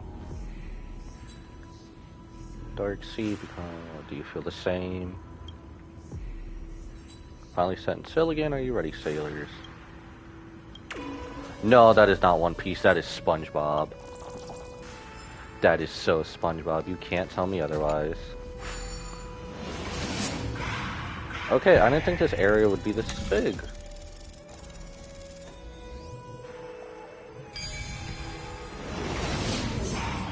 A student of Empedocles?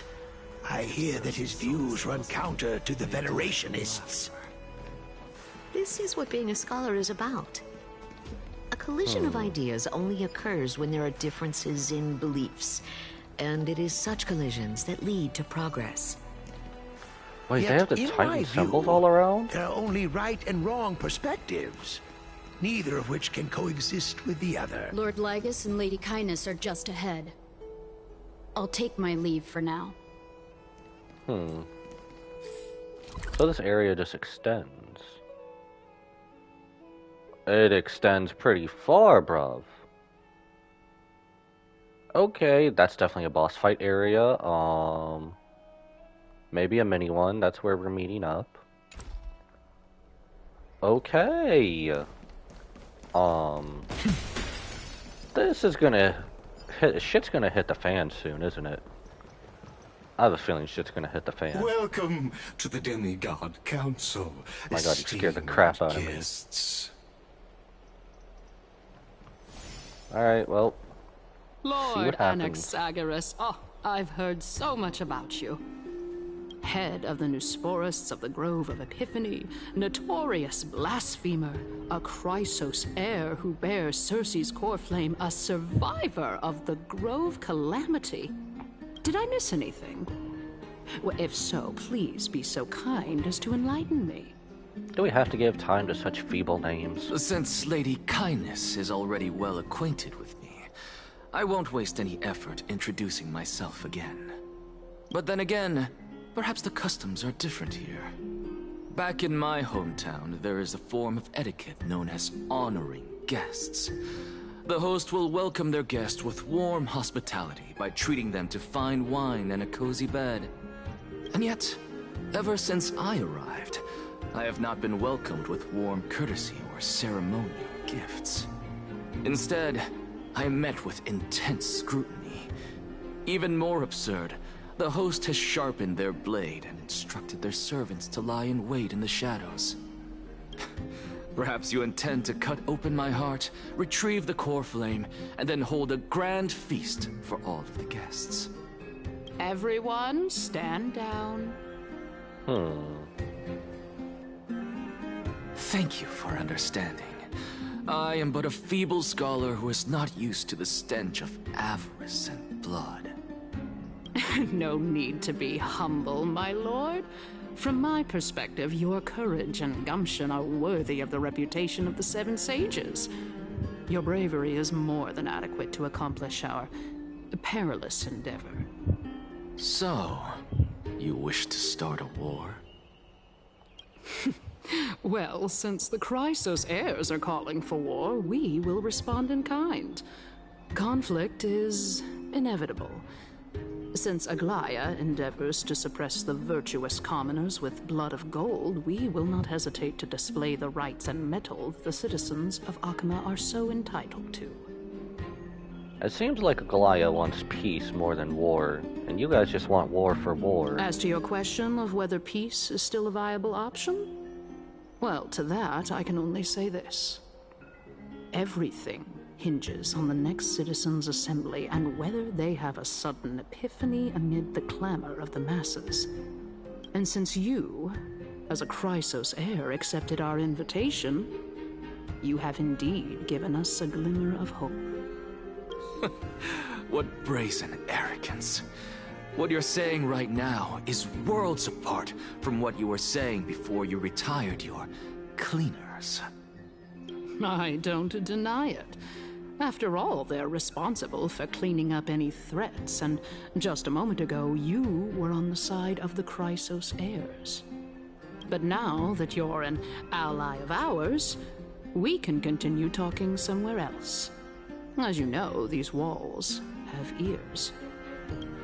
I was fortunate enough to have the opportunity to discuss a treatise about the Venerationists with your teacher, Empedocles.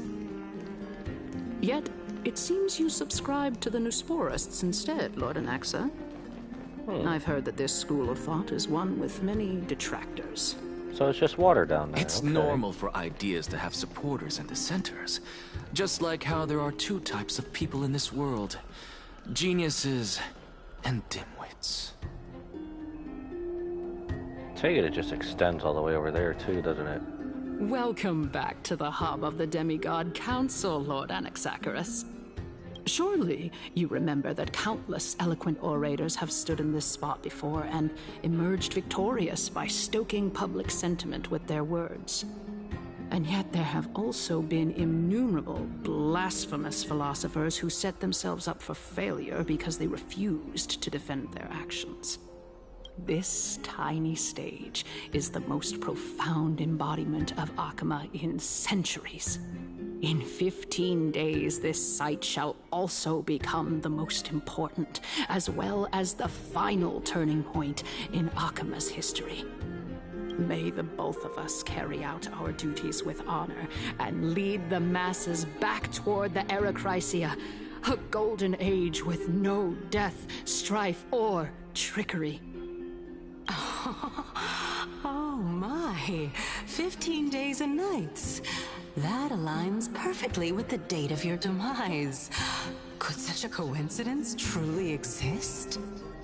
Is this where our final battle's going to Using take place? death to prove myself fits my intentions perfectly. What strong conviction you have, as expected of the hero who dared to stand up to the Goldweaver. As expected, she misunderstands you. Stands up to the Goldweaver. I'm pretty sure Trailblazer has done way more than that. That's enough, Lady Kindness. Dispense with the niceties. I only accepted your invitation so that I can serve the commoners alongside the members of the Council of Elders. Don't test my patience with such superfluous formalities. Well, you say that now, but surely you also require my aid as well, so that you can stay alive even when being pursued by the Golden Thread? You worry too much. She won't show her hand too freely, as she still needs to garner support from the masses at the Citizens' Assembly. Even someone like me can tell that only a sliver of her humanity remains. Surely you're not asserting that she will definitely act in a rational manner. As you're no doubt aware, Aglaya covets the core flame that I possess, which makes it the bargaining chip that allows me and the rest of you to negotiate with her. However, in return, I'll need the Council of Elders to support me as much as possible. Naturally, this includes the guards as well. You're well aware how valuable Cersei's core flame will be in the era Chrysia that you are desperately pursuing. Talk is cheap, so you'd better act prudently as well. I understand. After all, this battle of wits is just a means for each party to acquire what they need. As long as your request is reasonable, the Council of Elders never shortchanges its allies. Since we're both intent on mutual cooperation, let's not mince words and just speak plainly to each other. Let us decide how much we can secure for ourselves and how much we're willing to sacrifice, like true philosophers, with our words and wisdom. Well, I guess let's just enter immersive storytelling. Screw it. Continuing from the earlier topic, let us discuss our common enemy, Aglaia. I feel like I'm back in Ace Attorney. She is the second most experienced Chrysos heir across the whole of Akama, who has gradually lost her humanity to the ravages of time and the ablation of the core flame. A formidable opponent indeed. Admittedly, there is ample reason for her to take your life. Yet your previous reasoning is quite sound. As a seasoned political animal, it's unclear whether she will actually cross that irreversible boundary. Moreover, she still needs you alive so that the Titan's trial can be completed. Is there anyone present who can swear by the sacred vow of Kefali and guarantee that you weren't in league with that woman before coming here? Are you just trying to pull the wool over our eyes and aid her in her savagery? Oh, we actually get a choice as an Axa? She is prepared to execute me. She just needs vessels who will do her bidding without question. If Aglaia required a suitably intelligent Chrysos heir, then I'm the best fit for her needs. However, it's quite evident that she has no need for a Chrysos heir who could break free of her control at any time. Since I believe in neither Titans nor the prophecy, there's no way that I would willingly walk on the path that she extols. Given how rigorously she enforces her principles, how would she ever accept a heretic such as me? I understand what you mean. At the very least, the both of us agree that this tyrant who wallows in extravagance and greed is the greatest threat to achieving peace in Akama. The Council of Elders is willing to defend your right to live, just as we defend every oppressed citizen. You know, for claiming all of that, I don't see any of you guys doing anything about the black tie or anything else. However, I regret to say that sentiments in favor of the Chrysos heirs and Aglaia are only growing in magnitude. The peace that we are aspiring toward, as well as everything that we hold dear, will be destroyed completely. The city will be burned to ashes, and the citizens' blood will be shed. Tell me, what are you willing to do for our esteemed citizens so that they can vanquish the enemies of our fine city? Garnering my support is equivalent to garnering the support of the entire grove. It will be one to shatter Aglaia's self-righteousness. Is there really a right or wrong answer here? Although the circumstances are rather unfortunate from an objective point of view, it is an undeniable fact that ever since the Grove was attacked, I have become the de facto leader of the Grove. The Council of Elders needs more backing if it wishes to topple Aglaia, and it's evident that the Academy wields considerable influence. At the very least, I have served as the Grove's special envoy to Akama for a significant amount of time.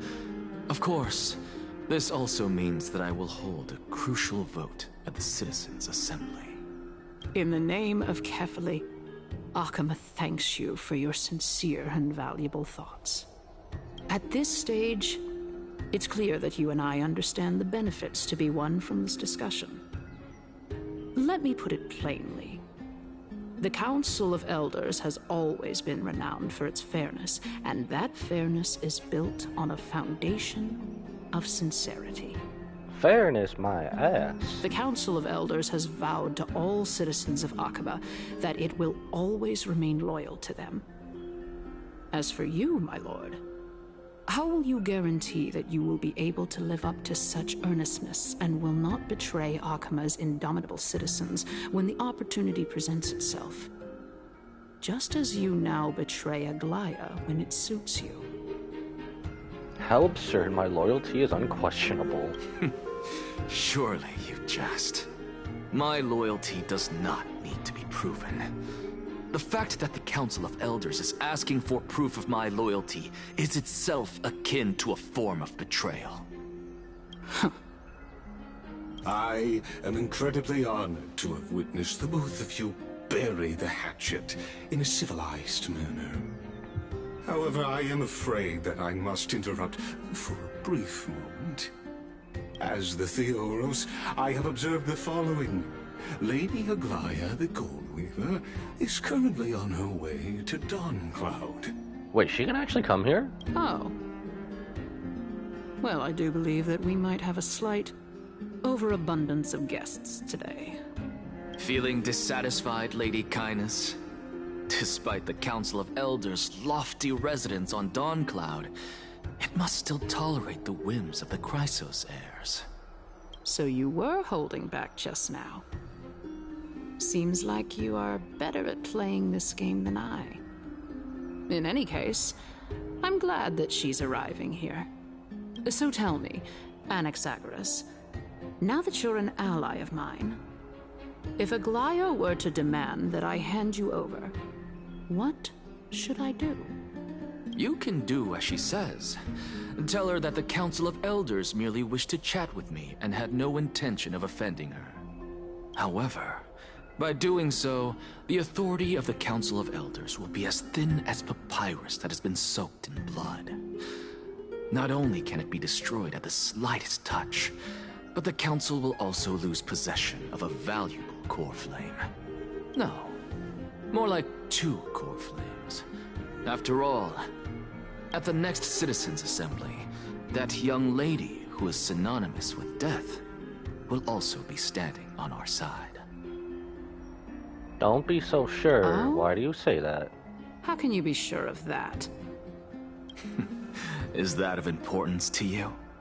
All you need to know is that I have a plan. In my opinion, you should be more worried about the impending threat. If Aglaya can seize me in full view of the masses today, she could also dismiss the entire Council of Elders in one fell swoop tomorrow. If that happens, the discussion that we've just had will turn into an utter joke instead. Is this the outcome that you wish to see, Lady Kindness? Fine. I will handle this matter appropriately. Oh, hello. What's happening? What's going on? My day's going pretty good. But you It's pretty do nice best outside. to remember How about yours? this. Fool the people and karma will be on your tail. I'll overlook it this time, but don't count on there being a next time. After going through crazy weathers and a few storms, it's finally, I guess, cleared up, if you will. Unless, of course, you crave cruel punishment and consider suffering the perfect state to ponder the true nature of souls. Well, what do you know? That happens to be one of my rare talents. Doing pretty good. Thanks for asking. You're welcome. You're welcome. We shall see, then. Ah, I've got to say that you've managed to really impress me again. But shouldn't you be going after more? Dying to know what I'm after. I mean, I'm the reason Titan after all. It is in me to ask and seek answers. That game is pretty dope. Yeah, I love Star Rail as well. I'm so happy I decided to play it. Easy there. I've been playing it for a while. Soon enough. I didn't bring it up with her purely because she doesn't have the means to give me what I truly want. It's as they say, onlookers see most clearly. My only regret is I kind of wish around the time when I started playing it, I kind of wish I could have streamed the whole thing. I'm kind of one who just wants to run one account for the whole thing. The true masters of Dawncloud have always been the Theoros, who watches over everything. How long have I been into this game? At least like about close to a year. I didn't start when it first dropped. It was like give or take a few months after. So, what would I say? The game was somewhere like in Penacony around the time I started. It was kind of like at the beginning of Penacony when I started, or the last update for the Lawfu, right before they went to Penacony. That's kind of where I would place my timeline. Speak with Lygus. Are we not going to switch to a Glyapov? Okay. An expected visitor. Mind if I ask something? Yeah, what's up? Once again. We just met. Why do you keep welcoming us? We just met. No, you could actually skip all the pointless debate and come straight to me to seek an audience with Kefali. I have no reason to refuse you, do I? Do you like D&D character art? I do. I like most art. You may not, but most art is always kindness unique has. and pretty cool. Whoever gets hold of Kefali's core flame will get to rule over Akama. She's wary of me, so naturally I had to gain her trust. I would say that debate was not at all pointless. Oh, you create D&D art? Ooh, that's amazing. Very true. So we could have just ignored all that talking and just went straight to the council. In my view, this individual has gone to great lengths to get close to Kefali. He might very well be plotting something nefarious against the Titan. Do create PNG and VTuber models? That is amazing. Are you still willing to let him pass, knowing this? Do you want to see some of my recent samples? Sure. Yes, very much so. Do you have a All living Discord? creations are always free to visit Kefali's transcendent vessel. This comes with being the world-bearer. Oh, I should have probably... Whoops. I probably forgot to put my Discord in How chat. convenient it is to be able to hear what they say. I forgot. I know there's a way to set up Twitch to where I can throw Discord in there. I'm just kind of a bit lazy.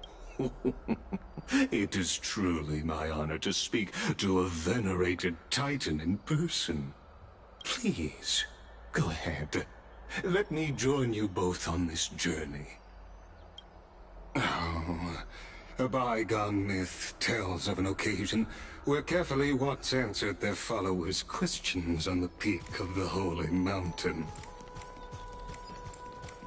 Their followers have since believed that scaling this Titan cliff is one way of being with the god. Hear that? It's not every day that you get to climb a mountain with Circes. You should sing me a hymn of praise. Let's see. I will add you here in just 1 second. Titan hymns are beyond me. Man, we're still going. Why does it seem like once the Chrysos airs come here, it feels like it's going to turn into a whole boss area?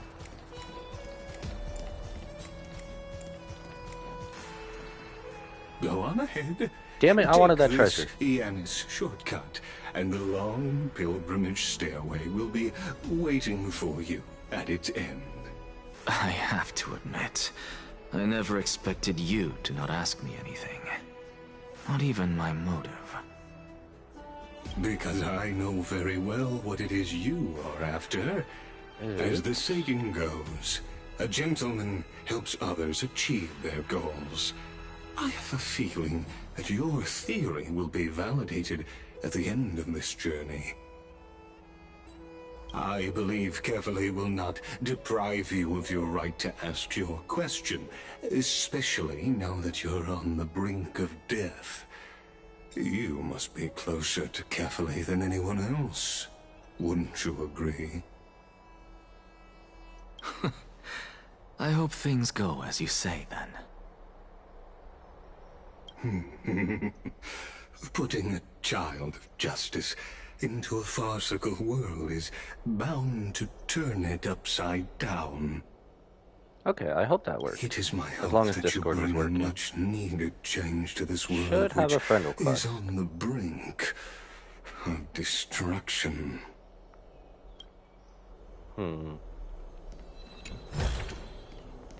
Okay, how much? Go melt it down. Okay, so we have this one area left, and then what I'm assuming is either Council of Elders or the boss fight. Even though I doubt we're fighting a boss, but I mean, probably for the Chrysos heirs, yes. It's a boss fight, maybe.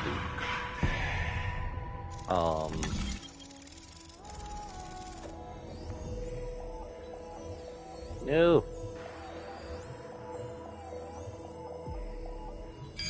There we go.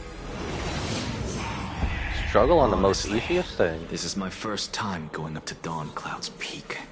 What a splendid view. Isn't it about time you recognize the magnificence of us Titans? Well, I don't see how this place is different from those temples in the city. All they have are magnificent facades. And even though I've come this far, I'm still doubtful about getting useful clues from him. I must be getting ahead of myself to be expecting to hear something nice from you. Oh? Haven't you been in my head for some time now? It's high time you get used to how I feel about things. Oh, it's Luna. Hey, what's up, Luna? How you been? Alright, we're just a short hike away from Kefali. No time to waste here. So the intellectual debate from earlier was too draining for you, huh? If Amphorius gets a new lease on life, you should focus on strengthening your body and stop shirking social interactions. Save your concern. The Titan is in sight. Can you make it? Why? Are you going to carry me up if I were to fall now? I know how far I can go, so just hold your tongue and come along. I mean, that's really all Cersei can do. I guess I won't say any more. I'll just wait till your soul dissipates completely to gain control over your body. Wait. Is that... Cersei's? The ghost of Cersei's? What is this? Hey, look at that. Can she see it too? Huh? What should I be looking at? Okay, that's very peculiar. Am I hallucinating? Or do we even get to see souls when we're close to dying? Let me look around. Is there... No? Continue climbing the mountain. Okay, this looks like an area I could traverse, but obviously not. Literally do some parkour right there for a hidden chest. Wait, again? Shadows of the past. Why didn't you bring your favorite spear with you on this trip? Nias. Nias. I know I've heard this name somewhere. It's unfortunate. The Black Tide destroyed every last inch of my calyx. How could that be? Even a creation of Georios, from their prized ores and molten fire, couldn't escape the fate of destruction? I'm doing pretty good. We've had some weird, wacky weather the past few days. Hey, Other than that, Cersei's. it's pretty good.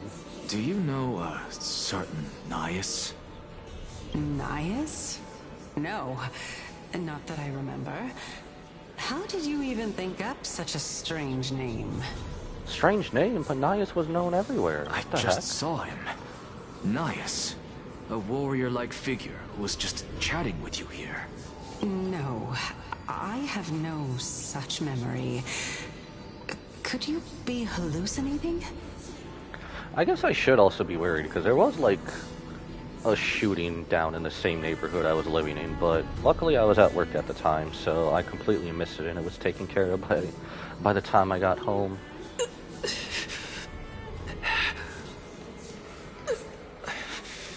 This is Ooh.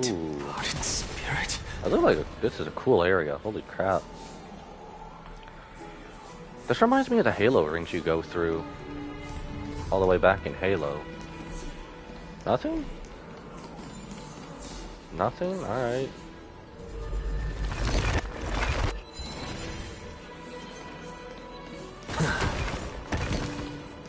Oh, okay. It just does that again. Alright.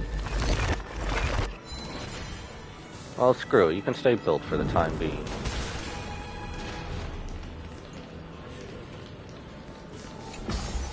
Ascend. Ah, okay. That's pretty cool. Way different from what we've been doing before. Again. You two again. Does she just not have a memory of this? Enough about me. Did Kaos ever reply to you? Well, regrettably. Malkova has sent a friend request? From her new Discord account? Oh, so was that actually her? Oh, okay. I'll have to do that. I'll be honest, I hope I wasn't being mean by this, but I kind of didn't want to accept it in case someone was impersonating her, so I kind of just left it alone. But I'll be sure to do that. I'll be sure to accept it. Seems like the price of becoming a demigod is a lot heftier than we thought. Kaos. Demigod. I've never heard of this person. Which Titan's authority did he inherit? Look on the bright side, Nias. Since we've come all this way, I doubt he'd snub his old friends, would he?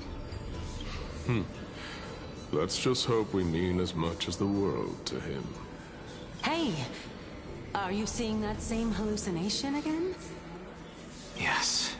It's still you and Nias, but you're now talking about a certain Kaos. I'm guessing he's one of your companions? Kaos? This name sounds just as strange to me. Never mind. I think I know what this is about. If things are as I thought, then they aren't hallucinations, but... She'll tell you everything that happened. Alrighty. The souls of people. What? But... if those are the souls of the dead, then what am I? Beats me. For all I know, you're just an illusion I conjured up in my dying moments. Someone as twisted as he is? Let's just keep going. As long as I take in more sights and hear more stories. Know your limits. Wander too far among the dead, and even I might not be able to save you. I'm fine. Offer greetings to Kefali. If this is indeed as I thought... Do we have to do that? Then this will be very amusing. Or is this just dialogue? Never kneel to false gods. Oh, okay, so it's just extra stuff. Alright. Onward we go. Go melt it down.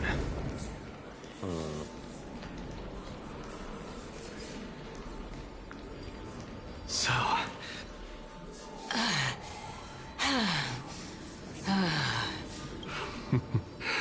Can you keep going? Okay, well apparently Cersei's and Nias have definitely been here before. Of course. I'm just... if I knew we had to climb a mountain, I wouldn't have come along with you. Fair enough. I guess this also counts as one aspect of the world-bearing burden. If Amphorius does have a next life, you may want to get your body in shape.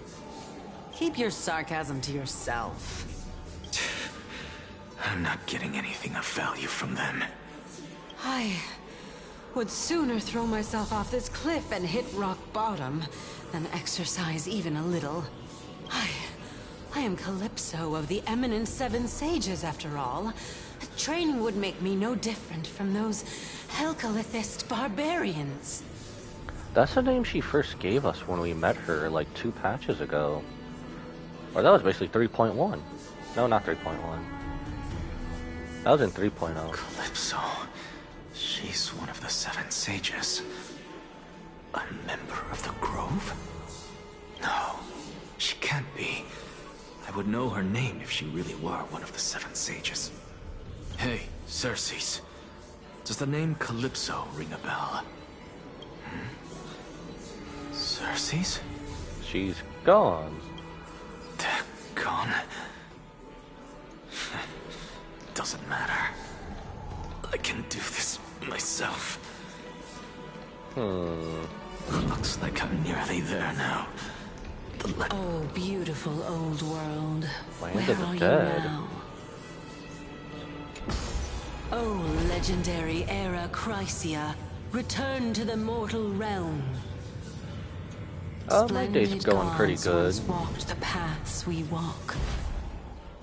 It's pretty much a nice day out, getting a bit warmer. That warmth is a hazy mirage. Just have to take Mom to one of her appointments a bit later, so chatting that too. At least a little bit in the afternoon. I'll be busy the rest of the day. Other than that, not too bad. How's your day going?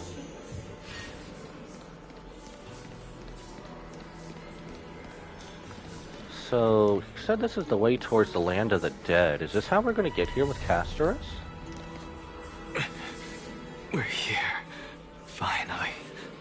So, I don't get to ask the Titan my question. But all of you make for a pleasant surprise, nonetheless. All of you? Who is all of you? Then, let me uncover the truth for myself.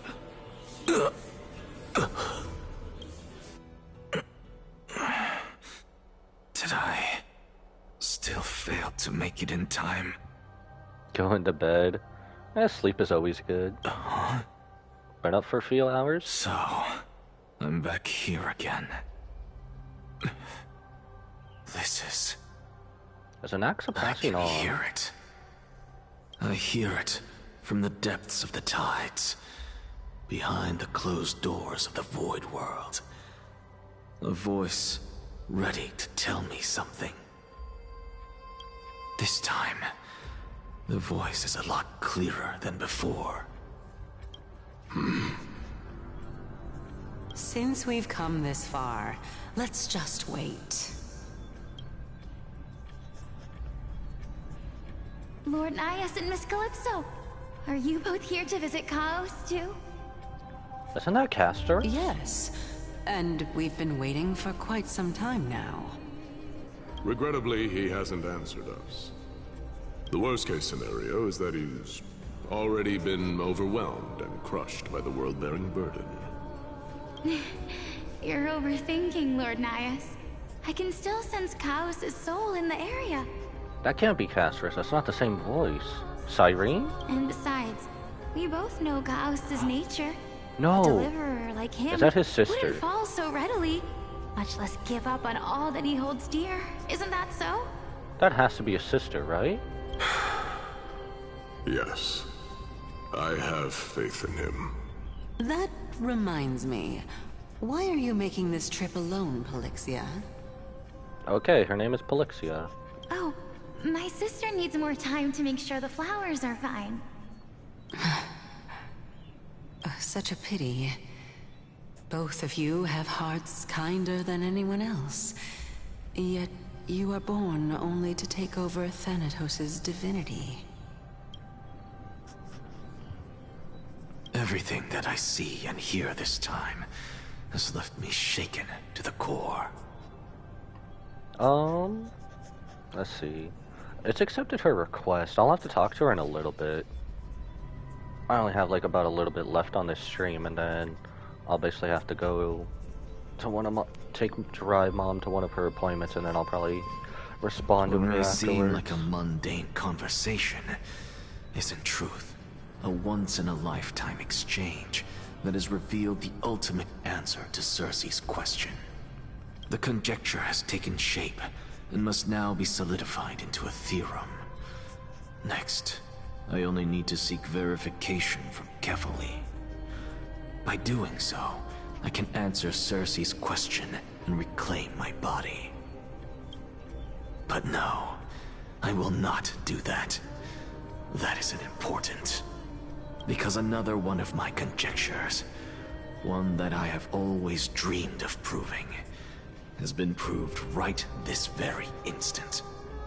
Fusing a mortal soul with that of a Titan to replace said Titan is not a ludicrous idea after all. Don Hung's Pav. We're switching all over the place. Hyacinth. What are you thinking about? Is this also when we were taking the trial? Just amazed at how this towering tree is Cersei's divine body. It's a majestic sight. Is that so? You don't look the slightest bit amazed, though. Plus, you seem to be strangely familiar with the city around the Great Tree. Merely something from the past that I won't go into. Events of the past, huh? I was also a child when I looked up at Cersei's. Their leaves and branches reflected the sparkling stars. And their trunk was like a pillar that supported the sky and ground. I stood at this very spot back then, imagining the day when I could climb to the top of this tree. Because I would be the closest I can be to the sky at that spot. You're a sky priest, yet you study at a place that is home to the Reason Titan. That's rather counterintuitive. Don't read too much into it. I mean, can mortals even hope to reach Aquila's realm? They're a strict and draconian god. Nothing like Cersei's. Reason is willing to share what is theirs with others, but Sky only expects people to revere them. You get what I'm saying, right, Denny? Danny. After all, the Titan that imprisoned you and Grey here in Amphorius is none other than Aquila themselves. Yes, I didn't count on provoking the ire of a local god. But there will always be people who dream of soaring towards the sky. The Grove has a wealth of research on Aquila, and that is exactly what we are here for. It's just... I never thought Grey would meet with something like that before we set off. As a physician, I should have been there by his side. Bad luck tends to come in streaks, so don't beat yourself up over it. Besides, Aglaya needs you here to uncover the truth behind what happened to the Grove. Let's just make the most out of this trip and keep a lookout for any documents related to the Death Titan. They could be useful to us. Yeah, there's no rest for the weary, huh? In any case, what we're looking for could be anywhere in this enormous grove. Let's split up to cover more ground. Danny, with your skills, I'm sure those monsters born of the Black Tide will pose no threat to you anyway. What about you? Will you be alright on your own? Have you forgotten that you're talking to the chief physician of the Twilight Courtyard? Have more faith in me. I'll be just fine. The silence in here is near deafening. With the vast amount of knowledge it holds, the Academy is akin to a labyrinth of information. Even the cleverest of scholars would easily lose their way in here. I should gather my thoughts before heading out. How to leave Amphorius. And the Miss Aquila, the Titan who reigns over the domain of the skies, is a colossal bird that overlooks the world beneath. Beneath them with 100 eyes. As long as they continue to soar above the clouds, the people of Amphorius will remain trapped on the ground. Hyacinth forbears, were priests who worship Aquila. Nothing is more familiar with the taboos of the Sky Titan than her. Seeing how Aglaya has set her here as a guide, it's possible that she plans to have Hyacinth take on a trial in the future. Titan mythology. And Amphorius Titans are a common topic of discussion. People create myths that in turn conceive Titans. It's a tricky task to keep an objective view when among the people of Amphorius. Is there a way to step out of the situation and look at it from a different perspective? Titans and Eons, the Chrysosayers and demigods. Titans and Eons are two distinct classes and beings. Titans can communicate with humans, and it is not impossible for us to overpower them. Upon their demise, we can even take over their divinity. In this regard, Titans can be said to be a lot more similar to humans than Eons are. Chrysoseirs and demigods. Chrysoseirs are humans who possess heroic qualities, with most of them demonstrating extraordinary combat prowess and strength. Upon clearing a Corfund trial, Chrysosair can even ascend to demigod and inherit a Titan's divinity. Some about that feels off. Is this a selection process of some sort? Flame Chase Journey. Guided by the prophecy, the heroes are on a quest to reclaim core flames and usher in the Era Nova. Their efforts have seen gratifying results to date. As I expected, the prophecy is the hardest to make any sense of, but with barely any information to go on. No matter how much I ruminate on it, it won't yield any results. I should leave this for another time. Should probably turn my attention to something else. Our little plight?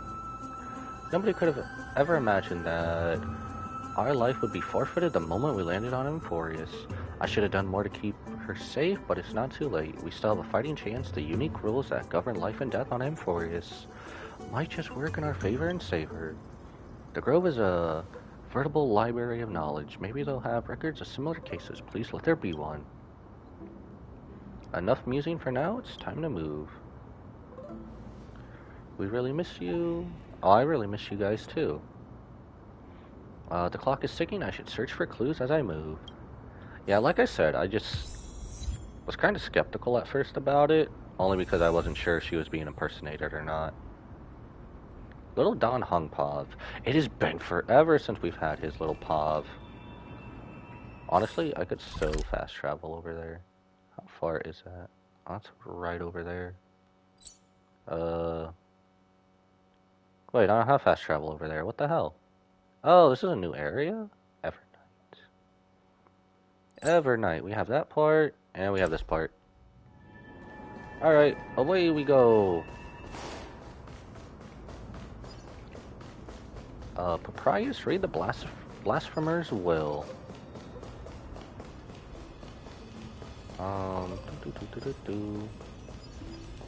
Alright, you guys are on the ground. Investigate the remains of the Black Tide spawned by the monster. So they added this they added onto this area than the last time we were here. Or they just added more back to it. Where are we going? Up the stairs.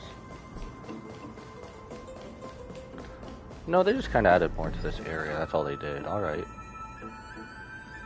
Black monsters are twisted in form, and their life has turned to ash together with their souls. It's impossible to figure out their form when they were still alive. These are the remains of a Black Tide monster. It does look different from the Titankin from up close. What's that underneath? A scroll. Scholars debate.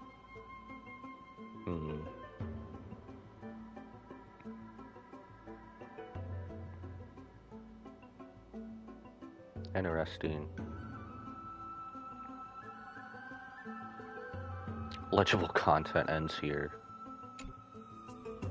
As I expected, the Grove doesn't forbid discussions about the sky. It's a debate between two scholars about the sky ships. Aglaya also made mention of the ships when she interrogated us, a memory I'd rather forget. I'll hold on to this for now. With any luck, this journey won't leave us empty-handed. I still feel like our true answers are going to be answered by Castorus. Also, the rocky start to this whole journey makes more sense now, since we were almost pronounced basically dead. Stream forth. Back off! Okay, I feel like we're just going to be fighting them anyway. That's Hyacinth, why is she surrounded by so many monsters. As much faith as I have in her, it's probably a good idea to help her out there. Really now? This is way more trouble than I could have asked for. Is she just going to Hakai them? Need a hand? Or you could sit back and watch. She's gonna Hakai them, isn't she? I can't tell if you're serious or not, but being hard to read isn't without its perks, I suppose. That's funny coming from you. I'm kidding, Danny. Lend me a hand, pretty please. Alright, now let's get him! Do we actually get to try her kit out? Nope. Aw, that sucks. I was kind of hoping to try her kit, even though she's not really said to come in yet. Me! Until everything burns to ashes! Me! Isn't Firefly up next anyway? Acheron is really way down below. Free will, destined for oblivion. Fight to live! Again. I hit the mark.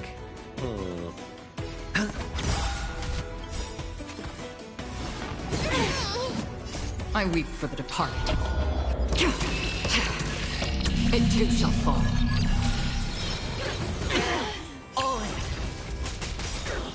I will set the seas ablaze!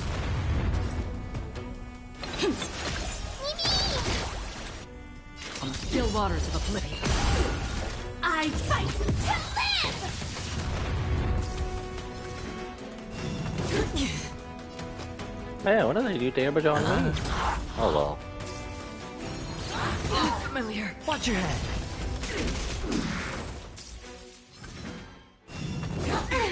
Mimi! Sam in position. Attack! Another journey destined for oblivion. Joining the battle. Detonate! Well, I guess we'll have her ult for next time. This place is practically in ruins. What happened? There shouldn't be this many monsters here. The Black Tide is remarkably quick to detect the light of Amphorius. So or rather, the blessings of the Sky Priest in me, might have unknowingly called them to me. What? Anyway, never mind that for now. Girl, Here. what are you doing? You might want to have a look at this.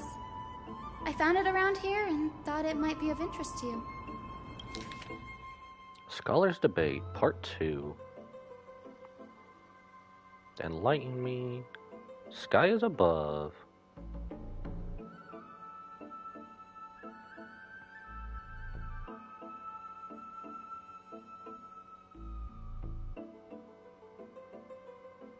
Skyship. Okay, so they are talking about Anaxa. Legible contents end here. Anaxagoras. He's a scholar who fused himself with the core flame of reason. This is new. I didn't know Professor Anaxa was researching the sky. He's never mentioned anything about it. Phynon said Anaxa might be opposed to the flame chase charity. Might is an understatement. Anaxa has never been one to venerate the gods, nor has he ever found it within himself to put any faith in the prophecy. People have come to think of him as a heretic, even in a place as liberal as the Grove. You know, every time I look at Hyacinth, why does she look like cotton candy or a lollipop? Yet, it is also this very blasphemer that Circe's favors. Fate sure works in mysterious ways. Only because of her blue and pink combo. It reminds me a lot of cotton candy. I picked up a scroll on my way here too. It looks like it must be related to the one you're holding. Oh? Let me have a look. Sure. Combines both records together. By the looks of them, these scrolls are records of two conversations that took place in the same setting, one after the other. There's still much I don't know about the Grove. Do you mind if I ask you a few questions? Sure, go ahead. Who are the Venerationists? The Grove of Epiphany is home to 7 schools of thought. While all 7 schools are founded on the ideologies of Thalesis, the first scholar, each is unique in its own way. Among them, the Venerationists revere and worship the Titans the most. As the sage of the Venerationists, Euthyphro has always been at loggerheads with Anaxa. If we were to place the 7 sages on the scales of Talanton, Anaxa and Euthyphro would be placed on opposite sides to achieve balance. A very illustrative explanation, thank you. Was it a mistake to build the skyships? Nearly everyone in Amphorius has heard the story of the skyships by now. Aquila's stature is loftier than the heavens, and their divine retribution is merciless. That's why it's no use building giant skyfaring ships. Oh, but I do wonder if a supercharged mini treaty cannon could slip past their watch. Oh my gosh. That'd be funny as hell. That was a joke, right?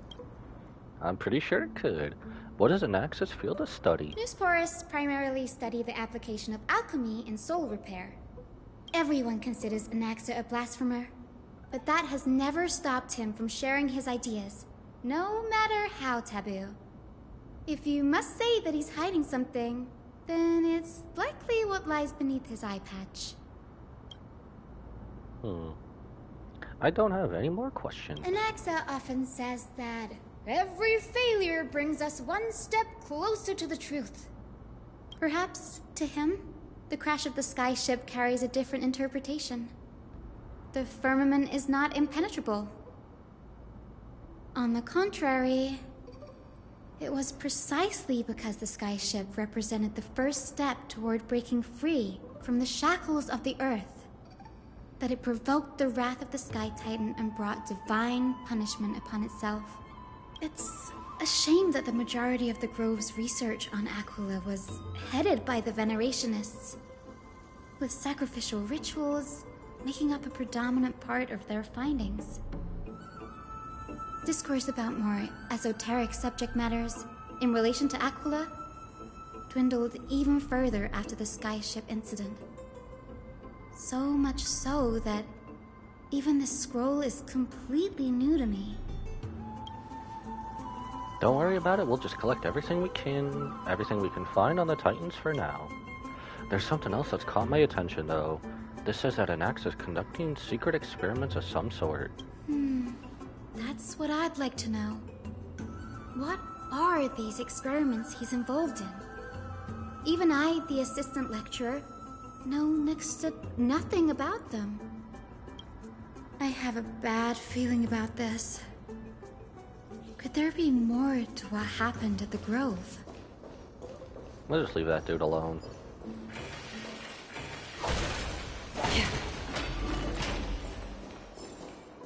Pretty sure, if I remember, there should be more enemies from here on.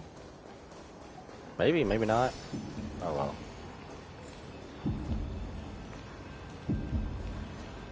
This is the Library of Philia, a place where the Grove stores its collection of tomes. Other than books written by the 7 schools, you can also find philosophical texts, ballads, and religious writings from the Outlands here.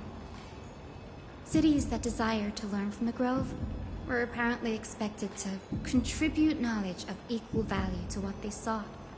We've had more than our fair share of hilarious episodes over the years. For instance, it's said that the Erythrocaramists once borrowed a manuscript from a certain author, but ended up returning a copy instead of the original. What's more, the original manuscript was supposedly then hidden here. That doesn't seem like a nice thing to do. Coming from someone who sleeps in the bloody index room? Nice? No need to hold yourself back, Danny. You can just tell it like it is. Their behavior was no different from bandits. Well, if you don't mind, did the Grove ever rob Castrum Kremnos? Whew. You've got me there. Some said you couldn't even find a dictionary in Castrum Kremnos, so I guess they were spared. There are too many books in the Library of Philia. Flipping through them all will take too long. Why don't we use the Biblioslate to search for the texts we need? We can bring them back to Akuma for reading after that. Agreed, this place isn't safe, we should leave as soon as we're done. There's still several more scrolls strewn all over the place. I'll gather them while you pull up all those texts. This way nothing will be overlooked. We're not going to be met by the Flame Weaver, are we? Search for the materials left by Anaxa. I guess I should probably go to the stairs, huh?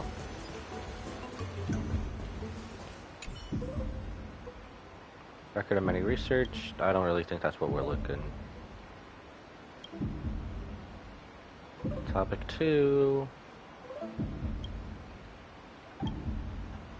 I don't really think this is what we were supposed to be looking at. Impressive tenacity, hopefully it helped him survive the black tide. No, it was this one. Damn it!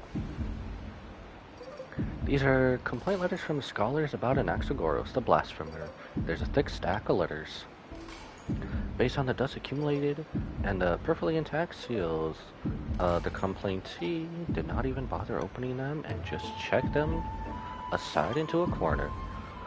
This is about Anaxa. I should read this. Hyacinth, you should come have a look too. Ugh, it's so dusty in here. Whoa, I can already see what they must have written. Anaxa has no respect for the gods. His very existence undermines order in our society. They're probably all things like that. Does Anaxa hold that much influence? Why else would they call him the Great Performer? When Anaxa established his school of thought, the first thing he apparently did was read his own work to everyone. Are the Titans truly an accurate reflection of what humans think gods should be? Worlds created by gods are indubitably perfect, but what of Amphorius? Only foolishness and insensitivity everywhere you turn. An uncanny impersonation. What happened after? They marched him straight to the seat of judgment before he could finish. Damn. Though what he took on in the end was more of a debate than an actual trial.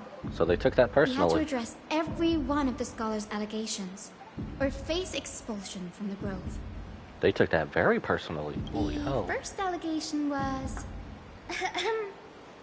Do you agree that since the Titans created the heavens and earth, so the mountains, rivers, and seas must likewise be their creations? Am I supposed to put myself in Anaxa's shoes and answer that? Anaxa would say no, wouldn't he? Based on the history of the Flame Chase journey, humans have the potential to take over the divinity of Titans. Anaxa said the same thing then. Needless to say, his critics didn't take kindly to his answer, so they followed up with a second allegation. You claim to be studying souls, yet you are, in fact, defiling them and committing acts condemned by the gods. Do you admit it? That's a serious allegation. Did he really do that? Anaxa always wears an eye patch, never removing it, even when alone. Some say he used one of his eyes as an alchemical ingredient. Technically, that's like half truth, because he sacrificed Every it. being in the world owes their safekeeping to Kifili, and this is even more so for the Chrysos heirs who have divine blood coursing through them. If he has really done something of that nature, then it'd indeed be sacrilegious. Thankfully, they had no way to prove it, so it amounted to nothing more than an allegation in the end. One by one, Anaxa engaged in wars of words against those who would challenge him. Toward the end, a scholar asked him, Anaxagoras, have you any respect for the gods? It was only after a brief silence that he answered, I have never denied that Titans are meant to be noble constructs. So that would be no. What he didn't say, that the Titans are not noble, rings louder in this case. Yes. I'm not sure how that controversy was eventually resolved, but what's for certain at least is that Anaxa was allowed to stay in the Grove where he continued his research, despite being regarded as a heretic. By the way, this stack of complaint letters has reminded me of a place in the Grove. We may find clues there that aren't on the teleslate. I'm talking about Anaxa's alchemy lab, hidden between the cornerstones. Given the Grove's meticulous approach is to archiving, could there really be such an oversight right under their noses? It's a well-kept secret. Among the 7 sages, excluding the nominal chief sage, each has a private sanctuary where they can conduct research undisturbed in their free time. Even the administrators of the Library of Philia are restricted from accessing those places and documenting the sage's research. But with the grove in this state, I'm sure Naxa won't be mad even if we sneak into the lab for a short while. Right? These trees, they look all the same. I mean, how is a dead man supposed to come and basically argue with us?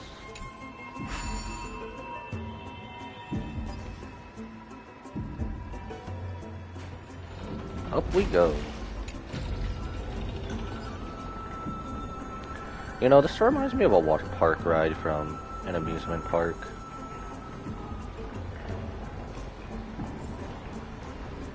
Search for Anaxa's lab between the cornerstones.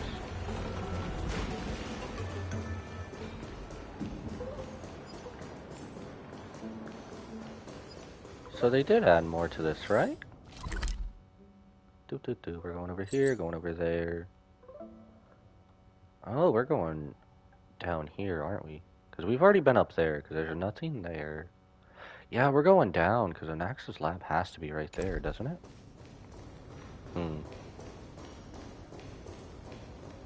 This is the place, but where is everything? Secret entrance? Materials for alchemical experiments, matrix diagrams, and even the seal to the lab. They're all gone. Did the Black Tide destroy it all? No wonder we didn't see any defense mechanisms along the way. Have you ever been here before? No, not even close. Not only are alchemy experiments high-risk activities, but Professor Anaxa also has a penchant for using bizarre materials. Students often saw him walk in looking right as rain, but come out covered in soap with his hair singed. Naturally, no one dared to come near this place. Huh? That bookshelf over there seems to be the only thing still intact. Alright, check the bookshelf out. Nothing. These are materials requested by Anaxagoras, documents of various fields. Fields have been compiled in one place, including Titan creations, the universality of the soul, alchemy doctrine, and so on. Most of the materials look to be within the record domains of the Nupor's school of thought. However, a document titled A Study on the Chrysos Heir's Background is mixed within.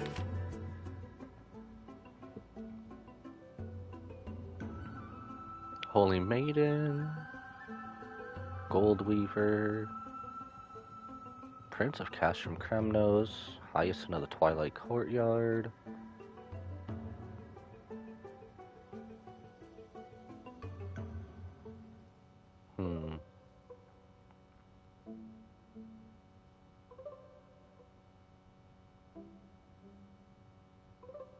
Dragon of Styxia.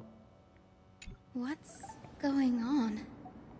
Anaxa is conducting research on our friends in Alchema and me? This journal contains several intriguing points. Creation of Titans. From the Abyss of Fate to Castrum Kremnos, I've seen many a Titan creation during my time in Amphorius. Life forms created by Circes can also be found in the Grove, but fusing them with human souls through alchemic means, I can't even begin to imagine. Chrysos Heirs.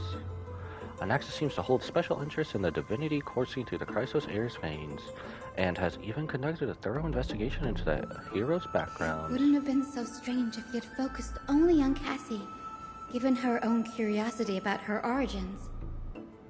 Plus, considering that the new Sporists have crafted omnipotent medicines capable of curing diseases, it also makes sense that he would conduct research on immortal Chrysos heirs. But now, it seems Anaxa's objective was never to create medicine, but to identify the origin of the golden blood and figure out its inner workings. Anaxa's research. Through alchemy, Anaxa aims to refine the golden blood in the Christless heirs to a degree of purity equal to divinity. This must be what he means by close to true purity, but treating both Titan creations and the human body as materials to be used in alchemy experience, that's rather extreme. Danny, look at this. I have a bad feeling about this. Does that mean since we've ascended to demigodhood, we have golden blood? Hastily written journal part 2. Previous approach has flaws.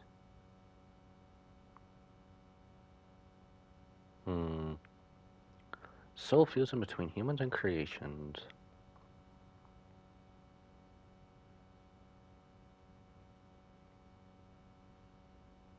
Such a rare case to study.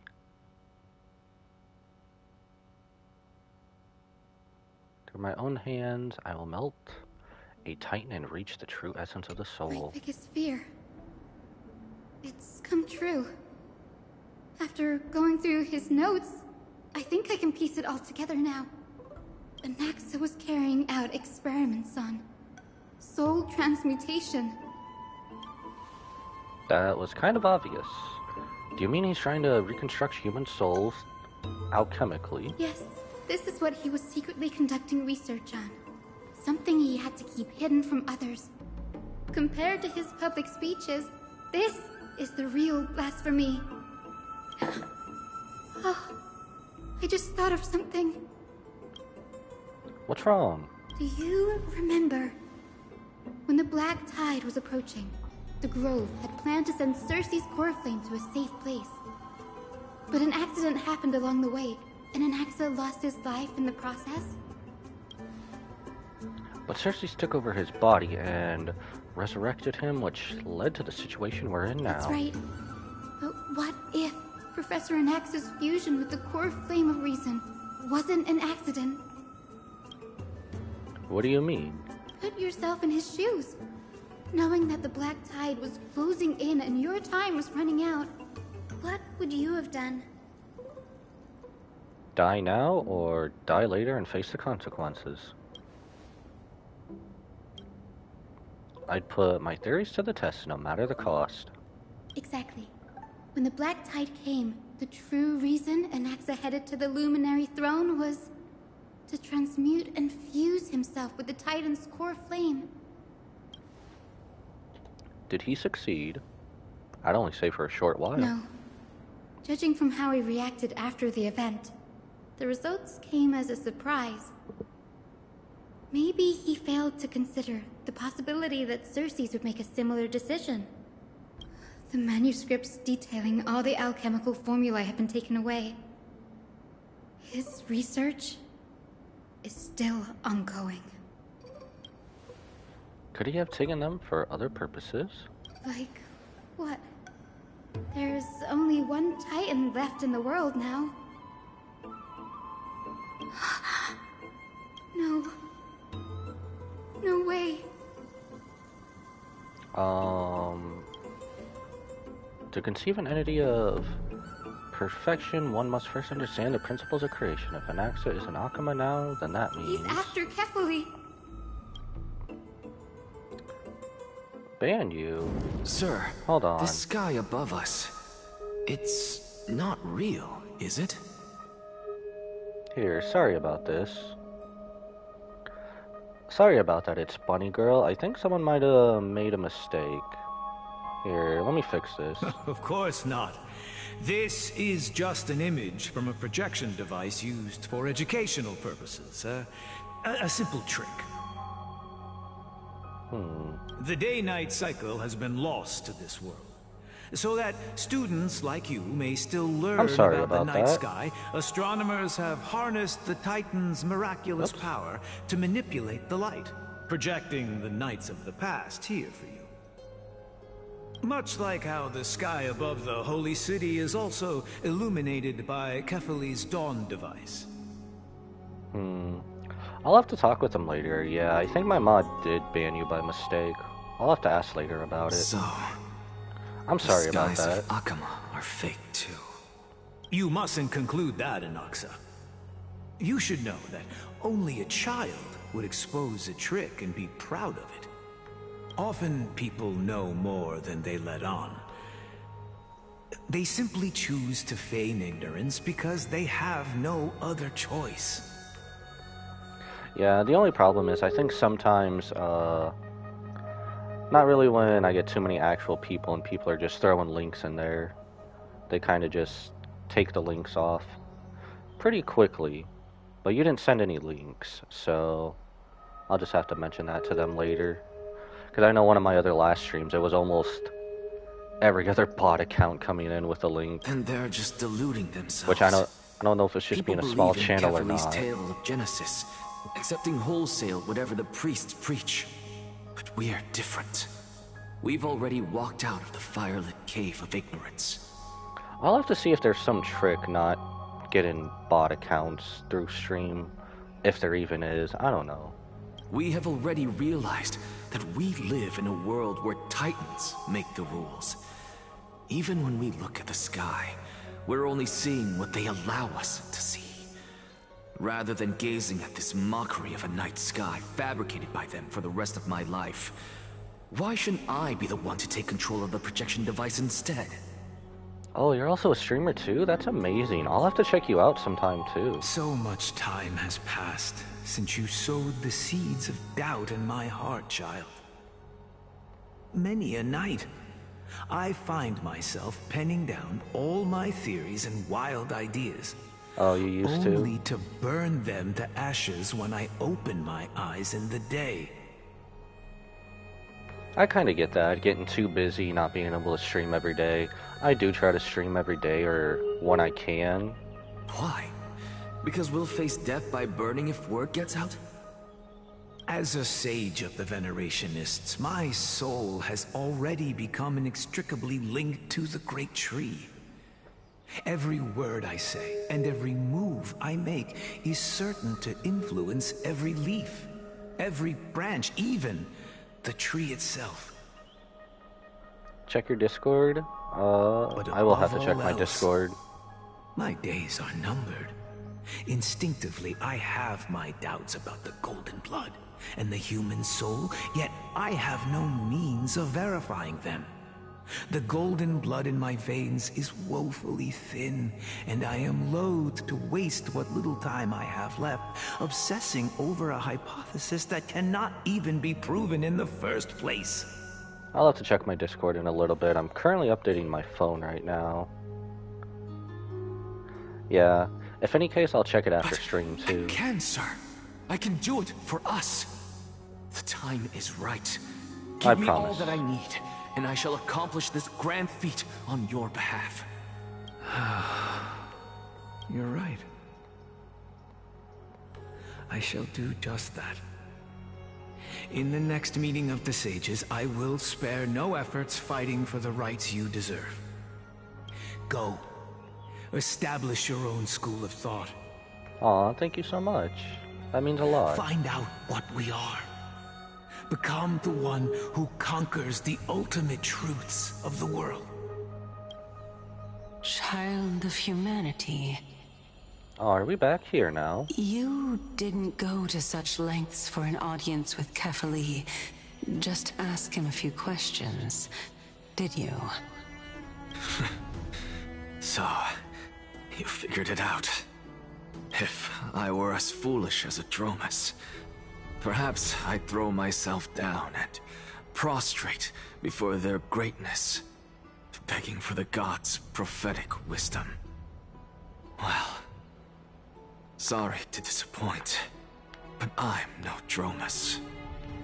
Alas, I am a human, standing tall on 2 feet, possessing both intellect and pride. Promise to join about every stream. Aw, thank you so much. I'll try to at least that gives me hope. I'll try to at least stream. I try to stream regularly. Sometimes it don't work out, but Before such it's alright. power, does it make any difference? I also whether you're understand a if you human can't make or it a too. Dromus? I'm sure you're familiar with the story of the Styxians. When the raging waves threatened to swallow them, they didn't just give up and become sitting ducks. No. They constructed a dam that kept the roaring tide at bay, chaining down the mad Fagusa. They call me a blasphemer, Circes. But that doesn't mean I deny the existence of gods. It's just, as I see it, Titans are simply a force that mankind has yet to find a way to tame. Oh? If power that rivals the Titans is what you crave, why not conform to the prophecy and brave the trial? Why stop at harnessing the power of the Titans when I can do so much more? The source of life is what I wish to grasp, to understand what makes up the soul, and to learn what we really are. Thanks to you, I've had the chance to personally verify, in more ways than one, that the soul indeed ceases to exist in death. But where there is death, there is life. And where there is an end, there must also be a beginning. How then is a soul born? That was the only unknown variable left in my calculations. And by the sound of it, you have already formed a conjecture. No, I have already drawn a conclusion. In my journey unto death just now, I finally saw the answer with my own eyes. Is he meaning Trailblazer or someone else? Professor Anaxa. Castorus, what are you doing here? I'm here. Her life hangs by a thread. I must ask you to refrain from taking any unnecessary steps. Of course. I'll bring this to a conclusive end, and give you the answer you so desire. However, in accordance with the principle of equivalent exchange, I must also demand from you what I need.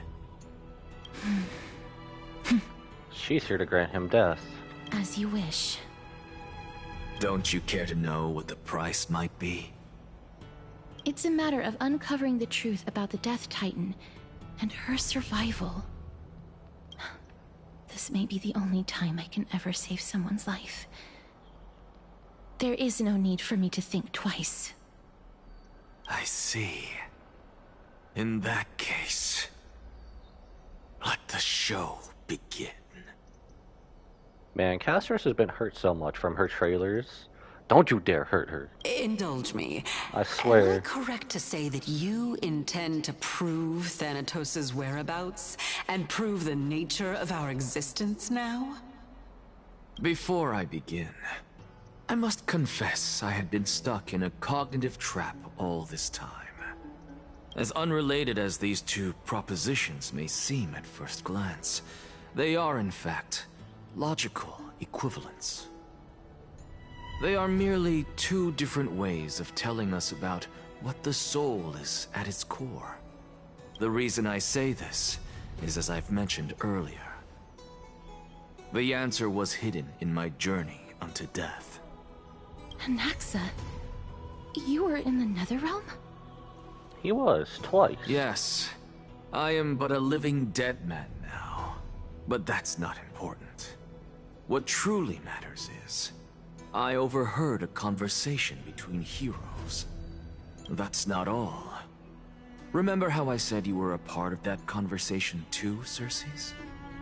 And I've told you that I have no recollection of such an event.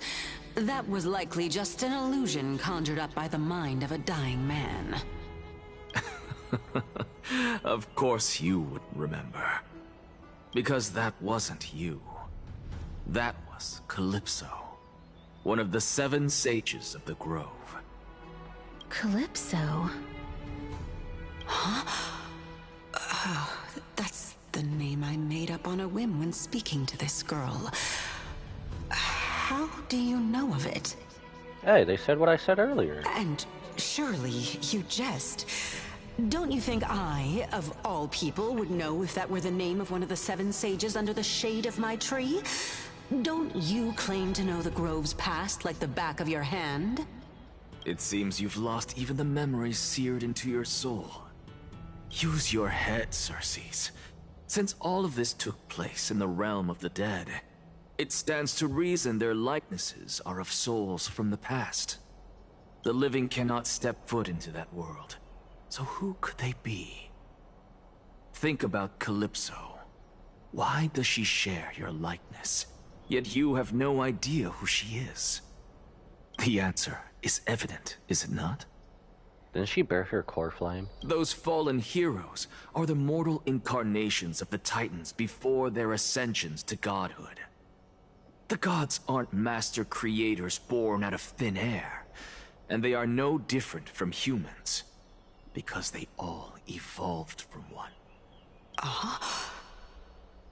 Does this answer disappoint you? Yes, because you've answered nothing. If I truly was once human, as you claim, then where do the children of humanity come from? Even on the off chance that you speak the truth, this brings us no closer to grasping Thanatos' whereabouts. How are we to find them? I knew you would say that. But it matters not. I know what I'm doing. Actually, why don't we have this supreme being standing before us tell us everything? You can revive a Titan? Humans cannot return from the dead. Neither can gods.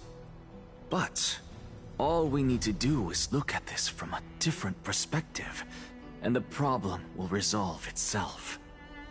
The solution is simple. Just like what you did to me. If I'm reborn as Kefali, I can rebuild the world and all within it as they once did. Simple, is it not? You say simple, but what the hell? How do you plan to do that, bruv? In the meantime... I have news from Hyacinth and Dunhung. Anaxa might be trying to do something with Kefali's divine body. Yeah, as we just learned. Holy crap. Kefali? He is going way over the top. What could Anaxa want? Is the Council of Elders going to sit around and let such a sacrilegious act unfold? You know, what Anaxa's doing really reminds me of when Virgil made the Qliphotha tree, before he was actually able to basically be reborn as himself. That is not possible. He is indeed the great performer, capable of fooling anyone and everyone with his tricks. I'm sorry. No need for guilt, for this is good news to us. The Council of Elders has found themselves a traitorous ally. Anaxa's ambitious desires will be something we can exploit. What we should be doing now is to keep our eyes peeled for whichever trickery Kynus is up to, and react accordingly to thwart her plans. Being Akima's political center, the Demigod Council holds just as much significance as the Vortex of Genesis.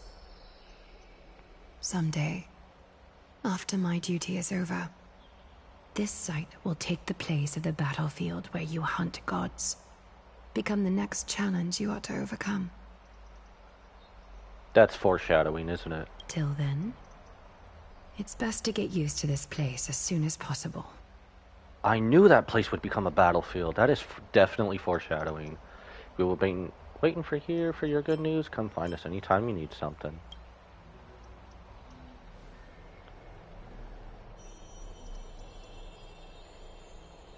Preposterous! The Christos heirs only have their standing because of the Council of Elders. How dare they trample over it? Man, can we just knock them out? Give them the little backhand. While these people are shooting daggers with their eyes. It's been a while.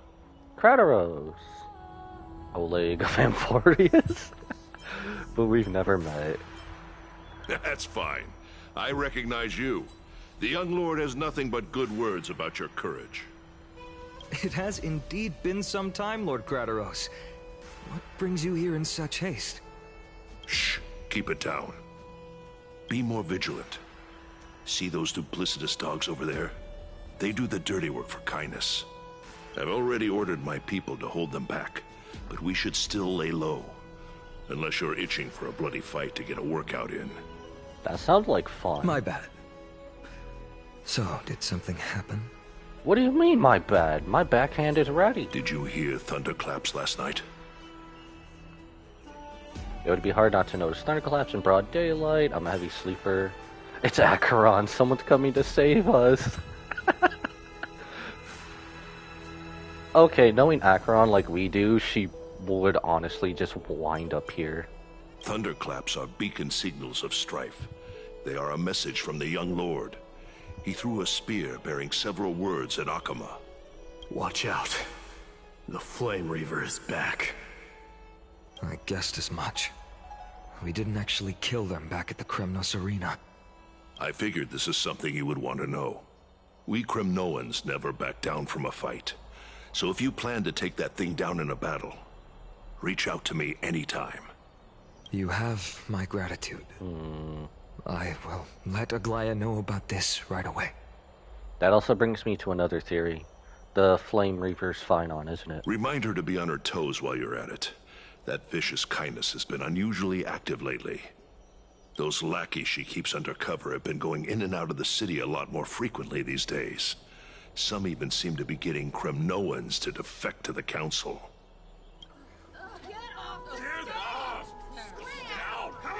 Well, they're pretty lively. That's... Looks like you can see it for yourself. We should get back. Thank you for the intel, Lord Crateros. Oh, we're back to Trailblazer. Trailblazer Chronicles. Turn to the Demigod Council and inform Aglaya about things. Let's see, where are we within the story? Oops. I wanted missions, damn it. Let's see. Ooh, I do have to go somewhere in a little bit. I should probably finish this up a little bit. Discovering Anaxagoras has fled to the Council of Elders. Probably, I'd say we're a quarter of the way through to half.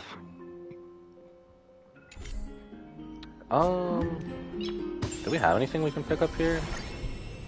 Oh, that just does that. I think I've already got everything here. I'll do that later. How many pulls do we have of the quad banner?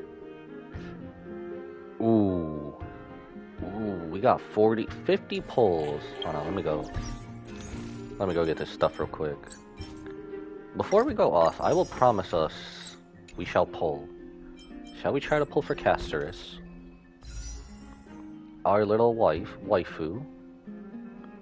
Celestial Invitation. What is Celestial Invitation? Oh, that's just editing this. Oh, that's right. If anyone doesn't know, you can now edit these. Edit these for 7, 8, 9, 10. You can edit these 10 characters into 7. Okay, honestly, since Casterus is Quantum, I would not be mad if I lost my 50-50 to Sela. Since she's only ever had one rerun, and I never got her. So, I guess before we head off, we'll pull for Casterus. Let's pull for Casterus. See what happens. Will we get lucky? Nothing. For the purple.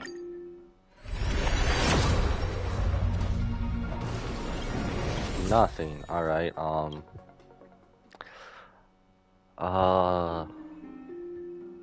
butterflies and flowers. Well, let's do it. Nothing.